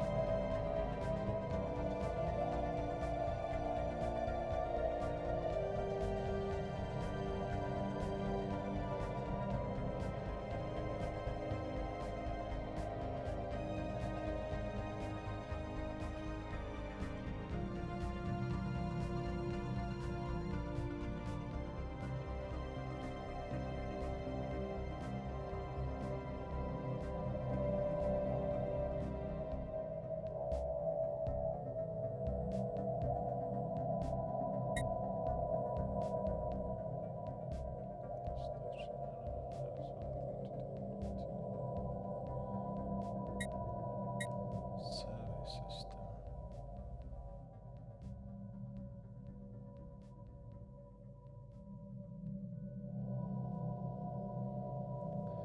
Surveying means gathering data, which will give us some indication on, what types of species might be living there and whether it's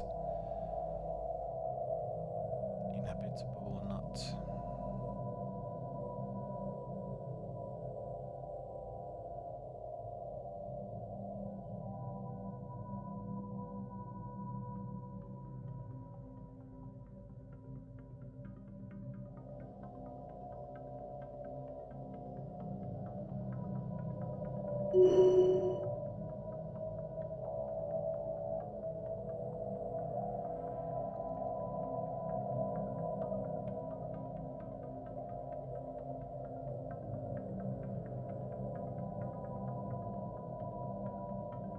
Taking a while.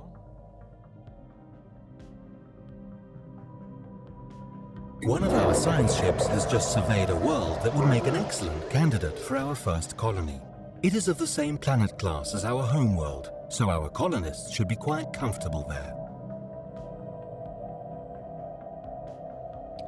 So we discovered a potential colony in Alpha Centauri. Discovery of alien life as well. So we need to build a colony ship, select the planet you wish to settle on, select colonize.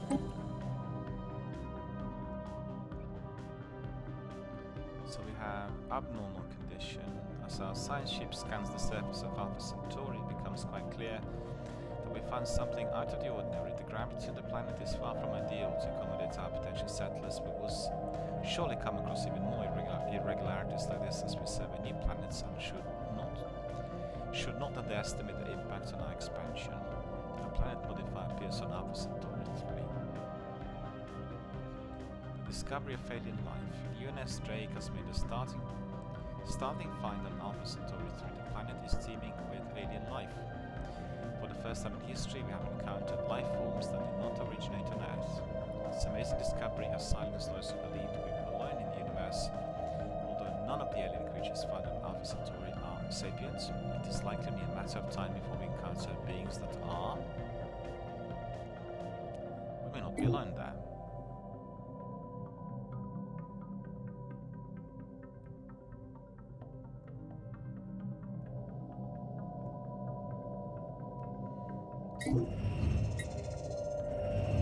Contact report, simple forms of life. The United Nations of Earth is the buzzword news of the alien organisms discovered by the UNS Drake some time ago. These little evolutionary marvels kindling the human people.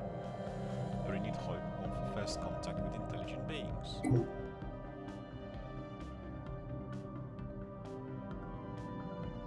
So still exploring it.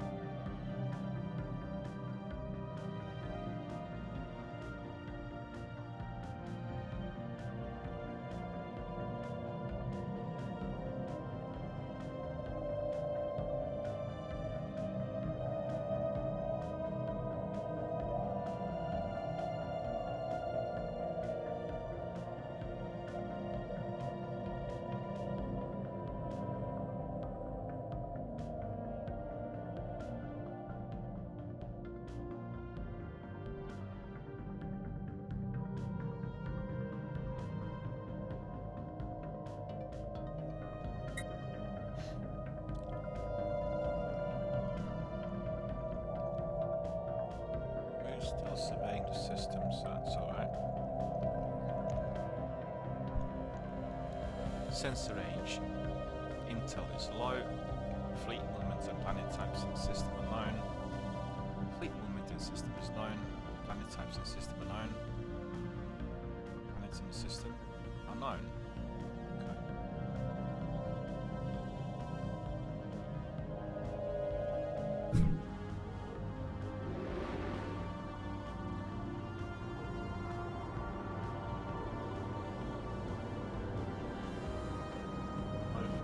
Alpha Centauri 3 or 2, whatever it was. Research complete.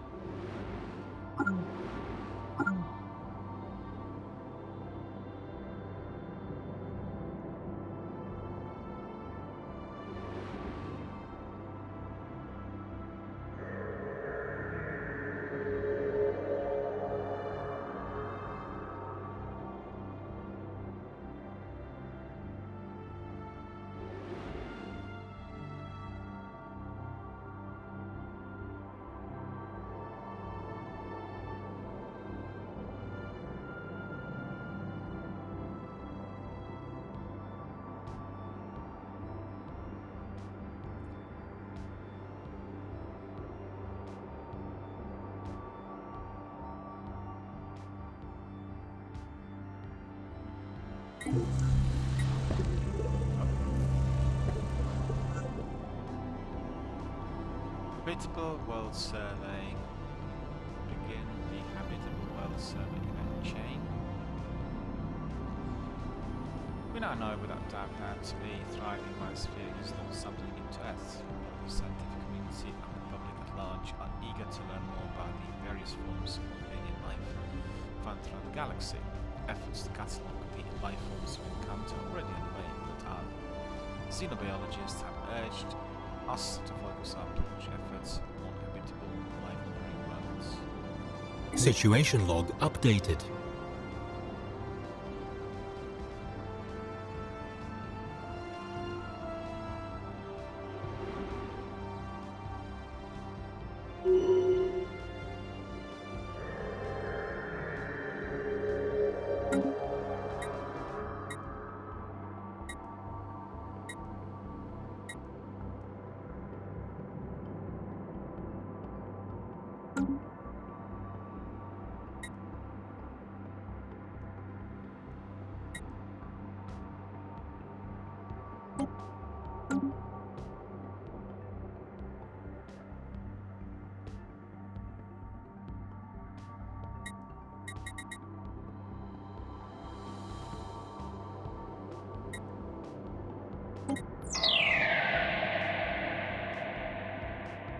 There is a scientific notice available for research.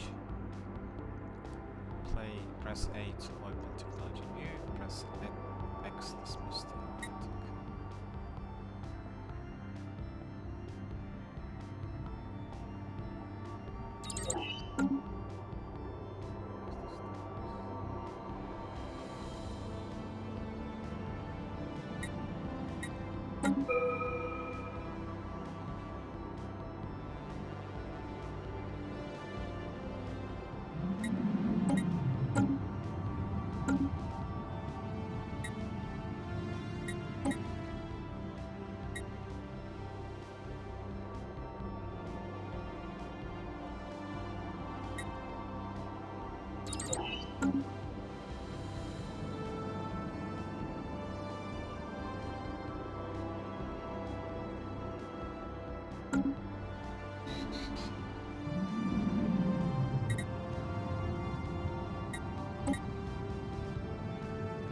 Online research lacks scientists, physics has no scientists present.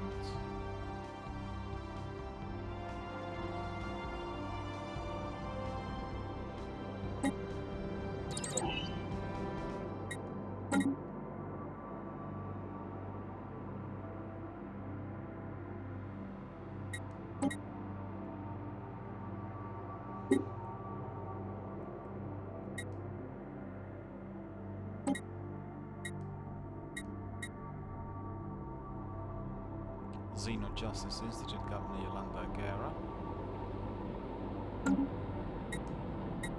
Self-determination.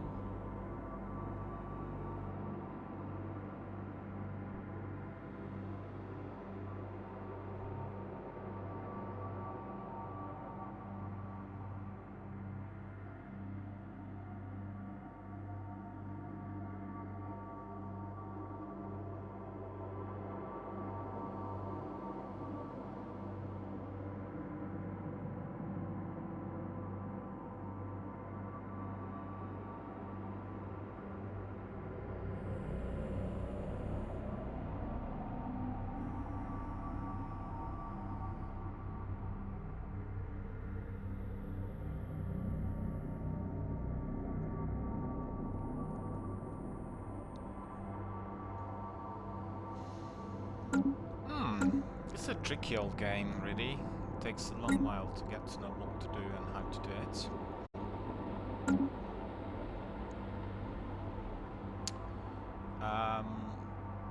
We need to colonize, I think.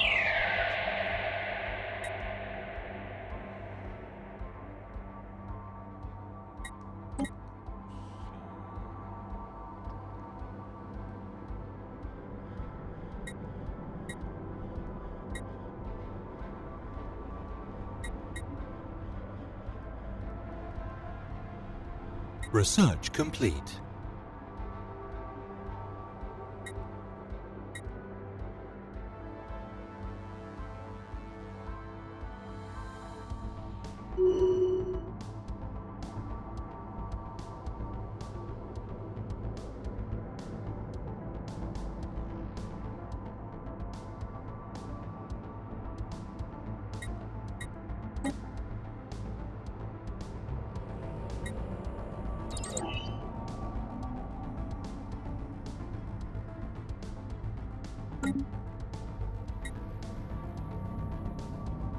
Waiting to elect a new president is underway.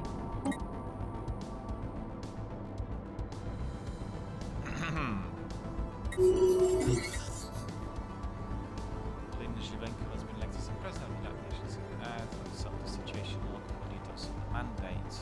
Okay.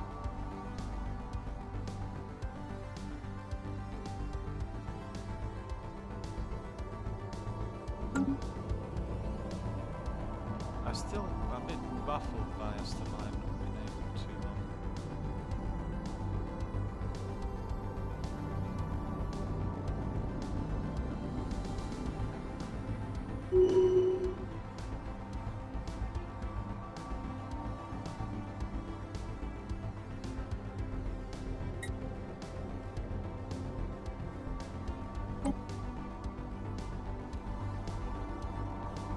President is Polina Zhirenkova,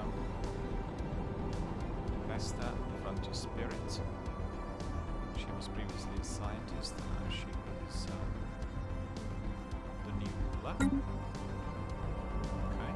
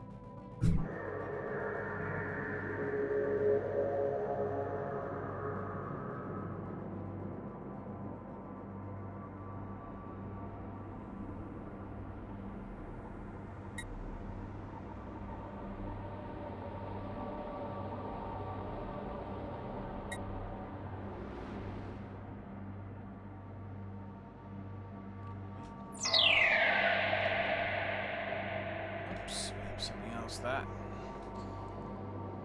It's been a long while since I've played RTS games of this sort, and a bit rusty, but once you get the swing of things, it's very slow paced, you know.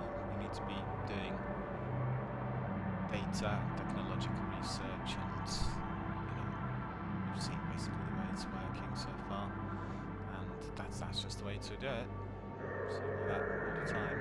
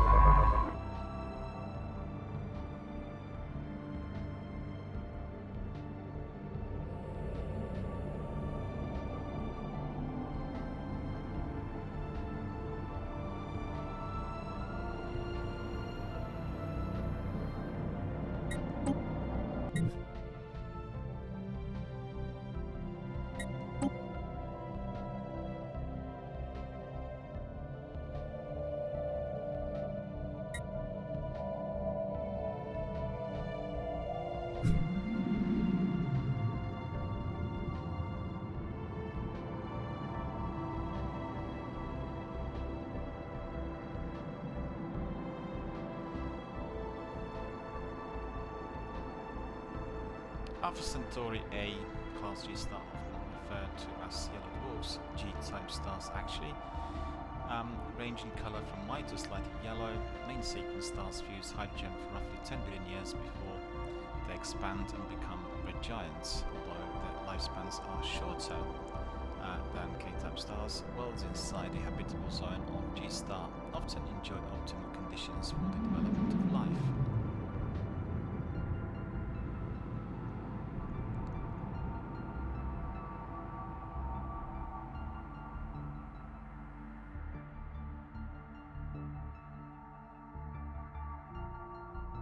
Once we got there, what do we have?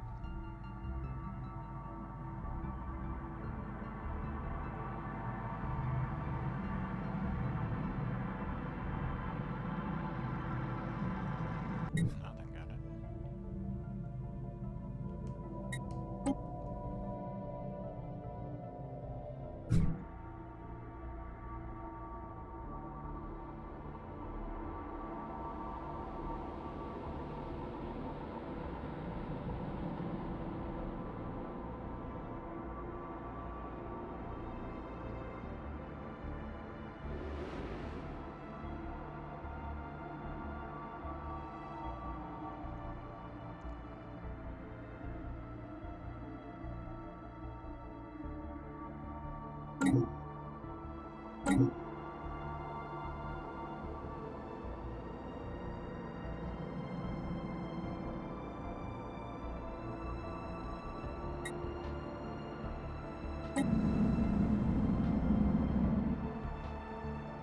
So this one's not habitable.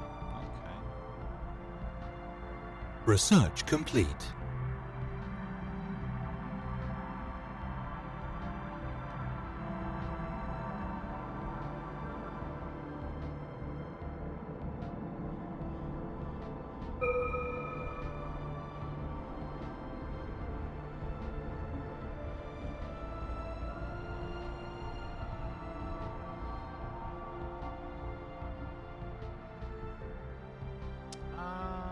Let's see where we...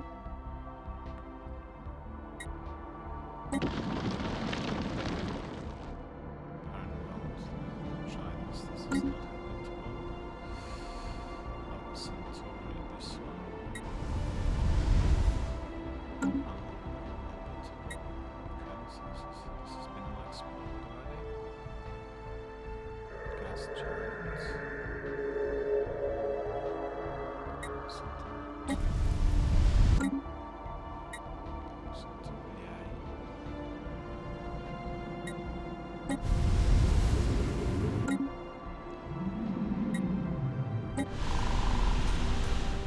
Oh, this one is okay. So that is Alpha Centauri 3. Okay.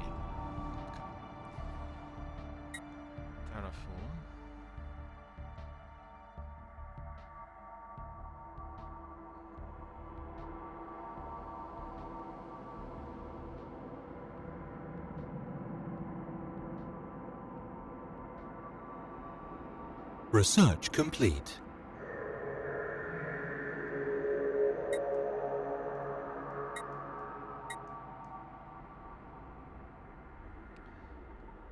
We can only colonize planets inside of our borders. Okay, city district. Centers providing enough space and office.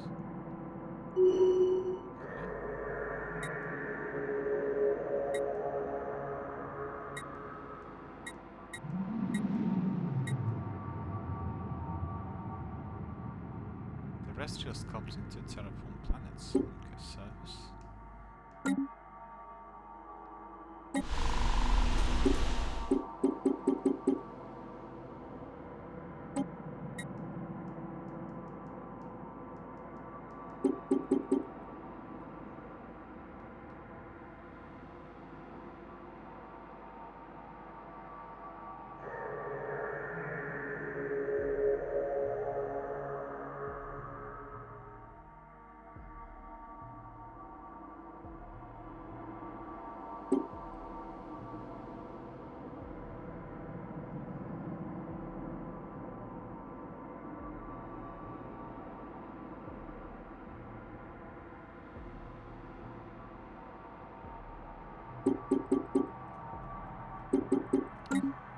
Alright, so we need to go back to our galaxy by the looks of it.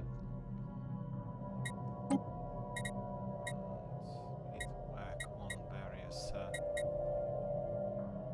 there, I guess.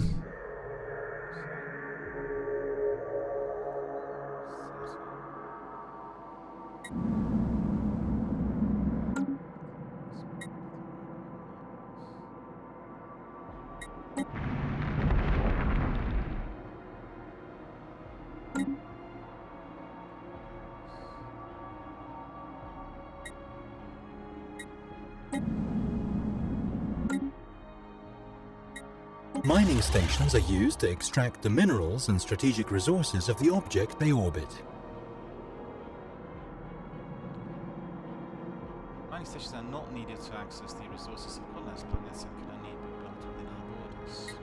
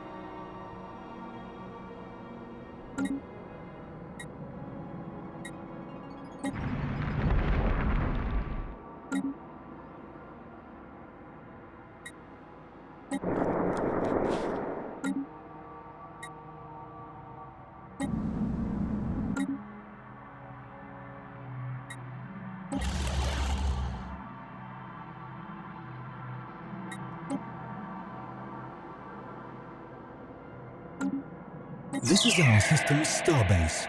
These upgradable stations mark star system ownership and are most often tasked with producing all types of ships. They can be specialized into a variety of functions through modules and buildings, and they tend to be the last line of defense against enemy fleets in the system. We expand our borders by building star bases in nearby systems, and enemy star bases can be captured by attacking them. Once we've colonized more planets, we can manage our trade routes via the starbase interface as well. Let's see what it is that we can do now, if at all. We have some modules. Let's see. Shipyard.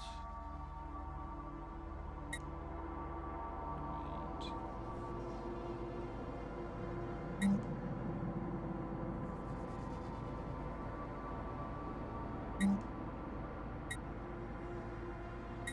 Now we don't want to dismantle this.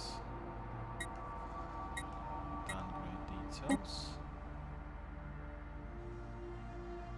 Starport components armaments. Okay.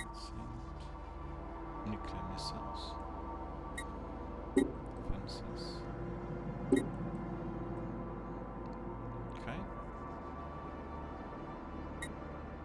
So that is actually where? Salt station. Okay.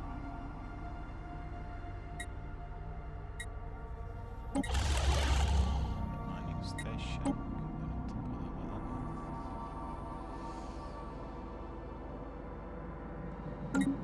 This is our construction ship, which is used to construct space stations. When an astronomical object, such as a planet, has been surveyed, we can order this ship to build a research station or a mining station to exploit any resources it may have.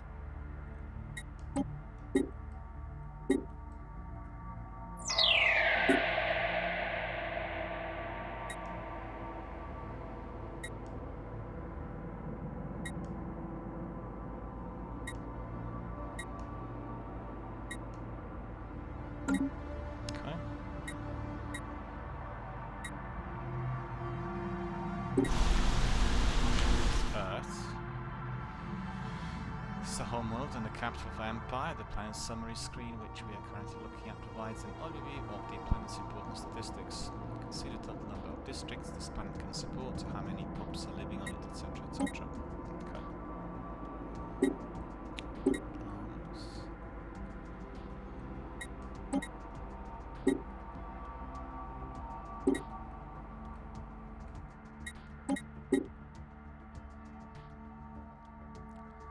Our new governor.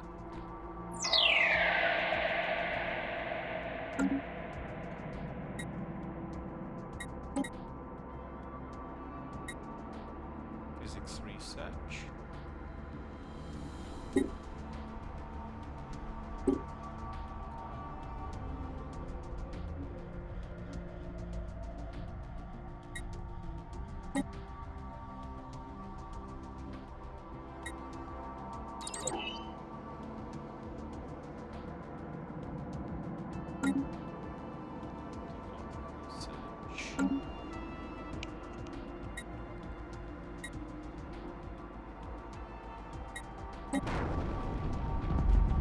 Asteroid.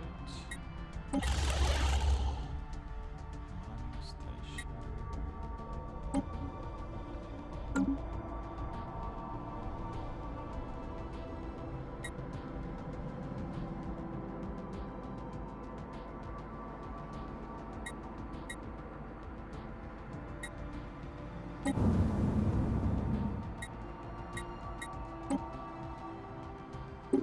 Research complete.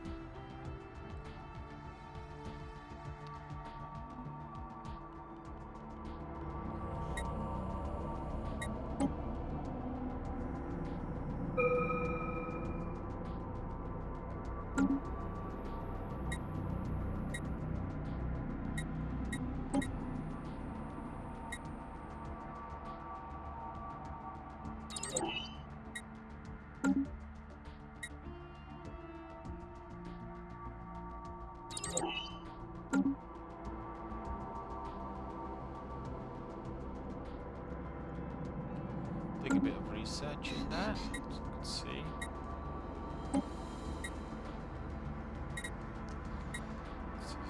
Contacts, situation. I'm curious about that.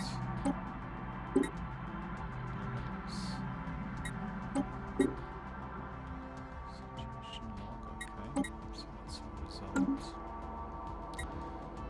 Technology.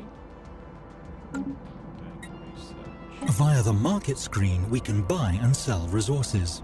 At first, this is merely an internal market, but if enough empires establish contact, I expect they might form some sort of galactic market. Okay.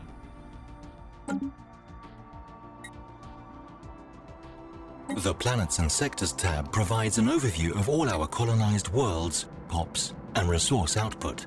It also allows us to create and manage semi-autonomous sectors, which are vital to administering larger empires.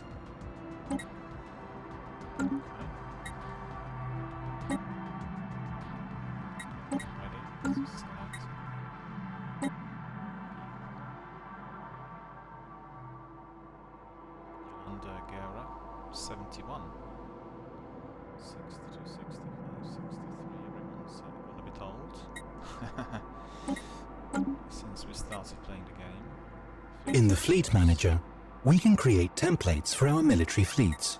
As our fleets grow in size, these templates make it easier to quickly order replacements for any losses they may have sustained.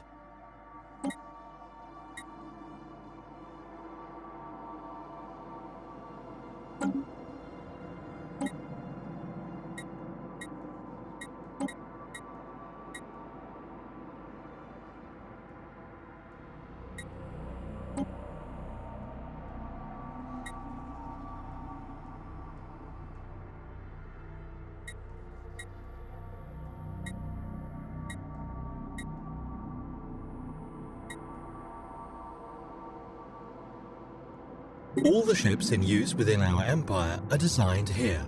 New hull sizes and components will be unlocked as we research new technologies.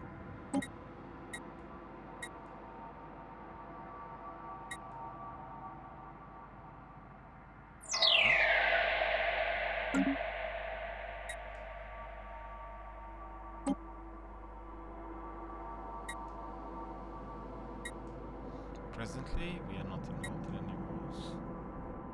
Through the claims interface, we can spend influence to lay claim to star systems owned by others. Having a claim on a system gives us a valid casus belli against the owner, allowing us to declare war for the purpose of conquering it.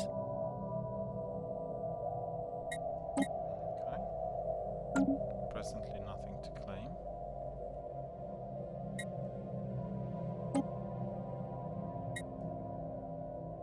There's no need for that yet.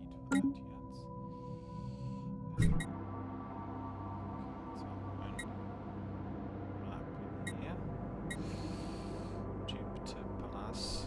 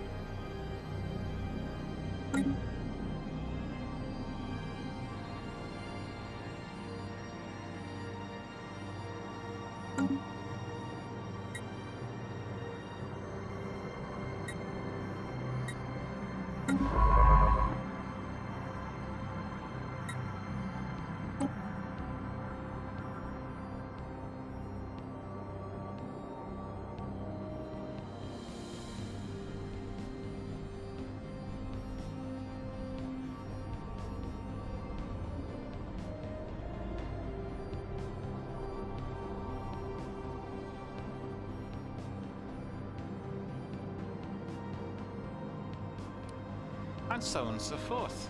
That is the way Stellaris really works. So we've come to the end of our introducing presentation of this RTS game for today.